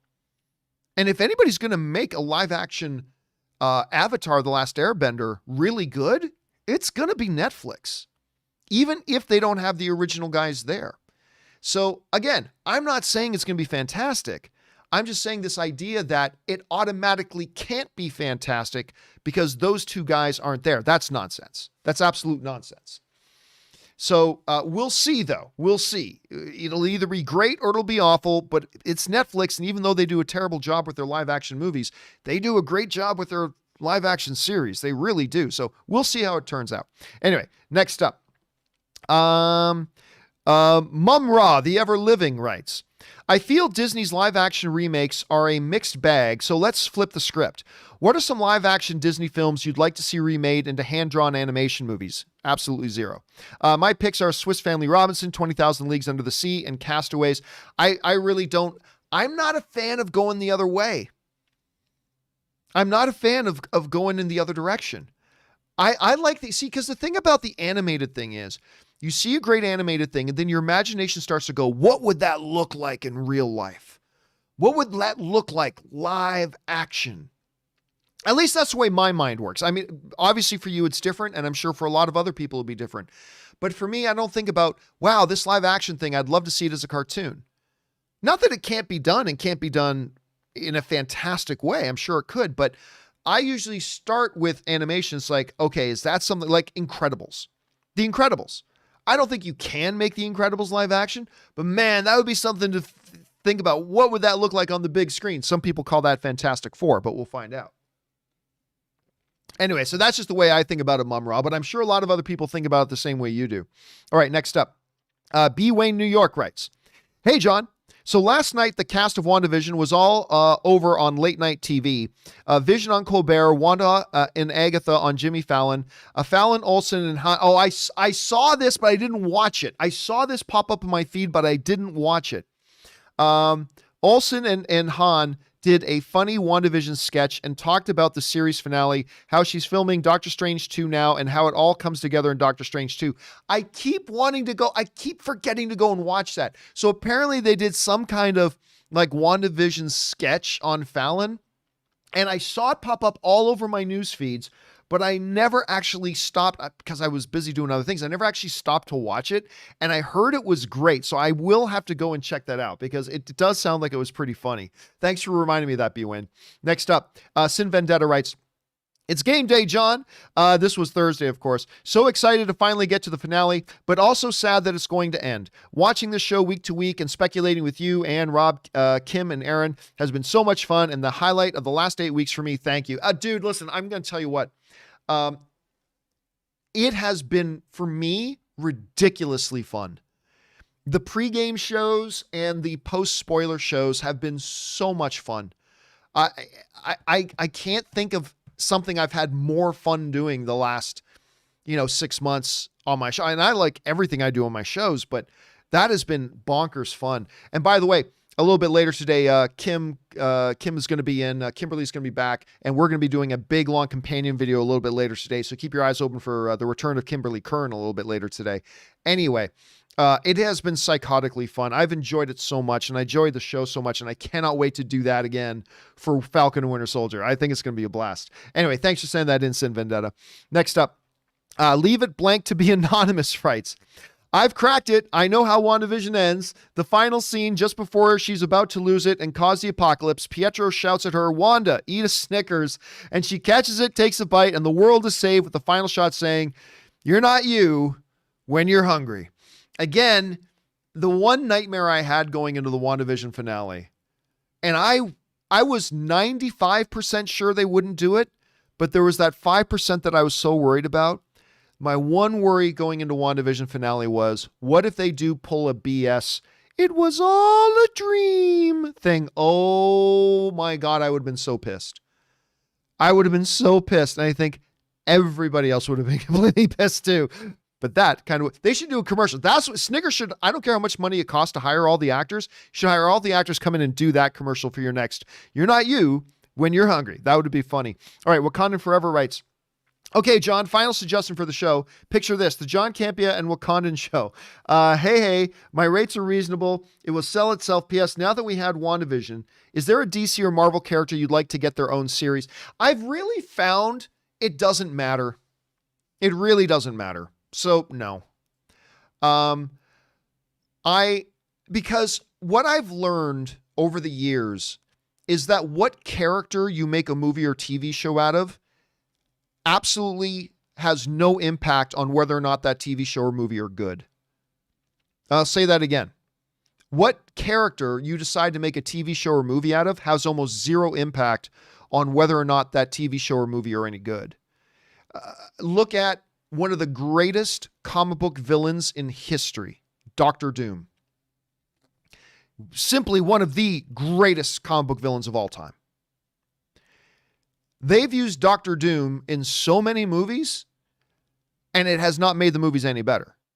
It really all comes down to, do the screenwriters, the directors, or in the case of television, do the showrunners have an excellent idea for a story? And then do they know how to execute it and make it work? And if that happens, like if you don't have a great idea for story and you don't have great execution, it doesn't matter how good the characters are that you have. You can have the best comic book characters in the world. It's going to turn out to be a crap movie. You can take the most unknown, hardly ever talked about characters ever, Guardians of the Galaxy, that nobody gives a flying rip about. But if you've got a filmmaker like James Gunn, who's got this terrific vision for it and has this great idea for personality to infuse into it, and he just executes it right, it can be one of the most fun, entertaining comic book movies of all time. It really ultimately doesn't matter. I have found that I've become more interested in, rather than the name of the comic book character, I've become more interested in who's directing it. And if you get a great storyteller, that has a better chance of being a great movie than insert name of comic book character here, right? Because Spider-Man, well, we've had great Spider-Man movies and we've had not great Spider-Man movies. So I really don't think along those terms anymore, Wakanan. I really don't. Now, of course, you say a Bishop movie is coming. That's going to get my attention. Things like that, for sure. But for the most part, I don't really think along those lines anymore like I used to. But I don't know. Maybe that'll evolve more. Okay, next up. Sam Phillip writes, "Hey, John, I was wondering if you've seen any of the clips or trailers for the new Resident Evil video game. Looks very interesting and very creepy. I'm a big fan of the games and I'll be checking it out when it comes out. What about you? Thanks." Listen, I am on YouTube all the time. Like, not on my computer, in my living room. Like, the app I have open most often, like, honestly, if you add up the time over the week, by far, the one I watch more is not Netflix or HBO Max or Amazon or Peacock or whatever. It's actually YouTube. I'm constantly on YouTube. And I have come across a number of the Resident Evil things, and I got to admit, it looks pretty creepy. Video games I've never been scared in a video game ever, and except for Five Nights at Freddy's. I don't know why Five Nights at Freddy's pushes that button for me, but man, that game made me feel creepy as hell. No other horror video game has ever done that to me. But this one looks like it has potential. All right, next up. Sin Vendetta writes, also, John, thank you for answering my questions about whether movie trailers, A Love Story would come to other services. I bought it on Amazon, watched it, and loved it. Thank you so much for that. I appreciate that. Really great documentary you've put together, and I recommend it. I've recommended it to a few people I know. Well, thank you so much, man. I appreciate that. You know, it's crazy. You'll never know until you do it yourself how much work went into making that little documentary. It like, as I sit back and look at it, like how much and how long it took and the hours and hours and hours that went into it, it was crazy. And it's really satisfying. You know, and I can say this honestly, I really like my documentary. I really like it. I honestly do. And I'm proud of the documentary, and I'm glad. Thank you so much to everybody who has checked it out, whether you rented it or bought it or whatever. Thank you so much for that. And thank you for your feedback. And I'm glad you guys enjoy it too. And now I'm looking forward to doing whatever my next project is going to be. So thank you for that, Sin Vendetta. I really appreciate that. All right, next up. MCU Fan Dan writes, "Hey, John and Rob," just missed Rob. "Love what you do, and your guests are extra awesome." They really are awesome, aren't they? "Many people are still wondering instead of wondering if there will be a season 2. Because the setup of the show, I think not. But do you agree that there could be a Scarlet Witch series in the future? I right now still don't think there will be. I really don't. And there's two main reasons for that. Reason number one, I just don't see, I mean, with the understanding where the Scarlet Witch is at now, I don't really see the reason for doing another episodic show. I mean, they could come up with a great idea and everything. That's fine. But I really don't see them going that way. But that's just me. That could change. The main reason I don't think they will is because of the internals at Disney Plus. First, they've always said it was a limited series. This is going to be a one-shot thing. But you have to understand too, is that Marvel has, as much as they're doing, they still are one company and they have limited bandwidth. And Daniel sends in a super chat badge in the live chat. Thank you, Daniel Luna. I appreciate that, man. They have limited bandwidth. There's only so much they can do at once. And right now they have like 8 other shows coming, and they haven't even begun to tap into the 50 other shows they want to do. And they can only do so many. So once they do the one of it, and by the way, I still think, no insider information, this is me speculating out my ass, I still don't think Wanda makes it out of Doctor Strange 2. I've said that for a long time. I still believe she's not going to come out of that. But when you understand how many shows they still need to do, and not to mention they're about to get 400 more characters in the X-Men universe being introduced in, where do you do another WandaVision season? And you don't even need another WandaVision season. So my guess is no. Totally wouldn't put money on that. I wouldn't bet money on that at all. But I will say for now, my guess is no, they won't. All right, guys, listen. For everybody else from Anonymous, Peter Tennant, Phil Corvelli, and on, we will get to your questions first off when Kimberly Kern and I do a companion video a little bit later today. So watch for our companion video that's going to drop late this afternoon or later this evening, depending on where you live. And we will get mostly caught up on most of the questions that came in. I know we fell a bit behind because there wasn't a John Campea show on Friday, but we are starting to motor our way through, and me and Kimberly will get through most of, if not all of the remaining questions a little bit later today. Hopefully you guys will come back and check that out. But for now, that'll do it for this installment of the John Campea Show. Thank you so much, guys, for being here and making this show part of your day. Thanks to Robert Meyer Burnett for bringing his greatness and glory to the show. And a special thank you to all of you guys who sent in the live questions. Number one, because you gave us great fun things to talk about. But number two, you supported this channel as you did it. And all of us involved here with the John Campea Show, thank you guys very, very much for that support. Okay, guys, don't forget the John Campea Show will return again tomorrow morning. We got a companion video coming a little bit later this afternoon. Whole lot of stuff going on. And remember, guys, do the 4 main things. Stay smart, stay safe, take care of yourselves, and please take care of the people around you. That'll do it for me for now, guys. Thanks a lot for being here. My name's John Campea, and until next time, my friends, bye-bye.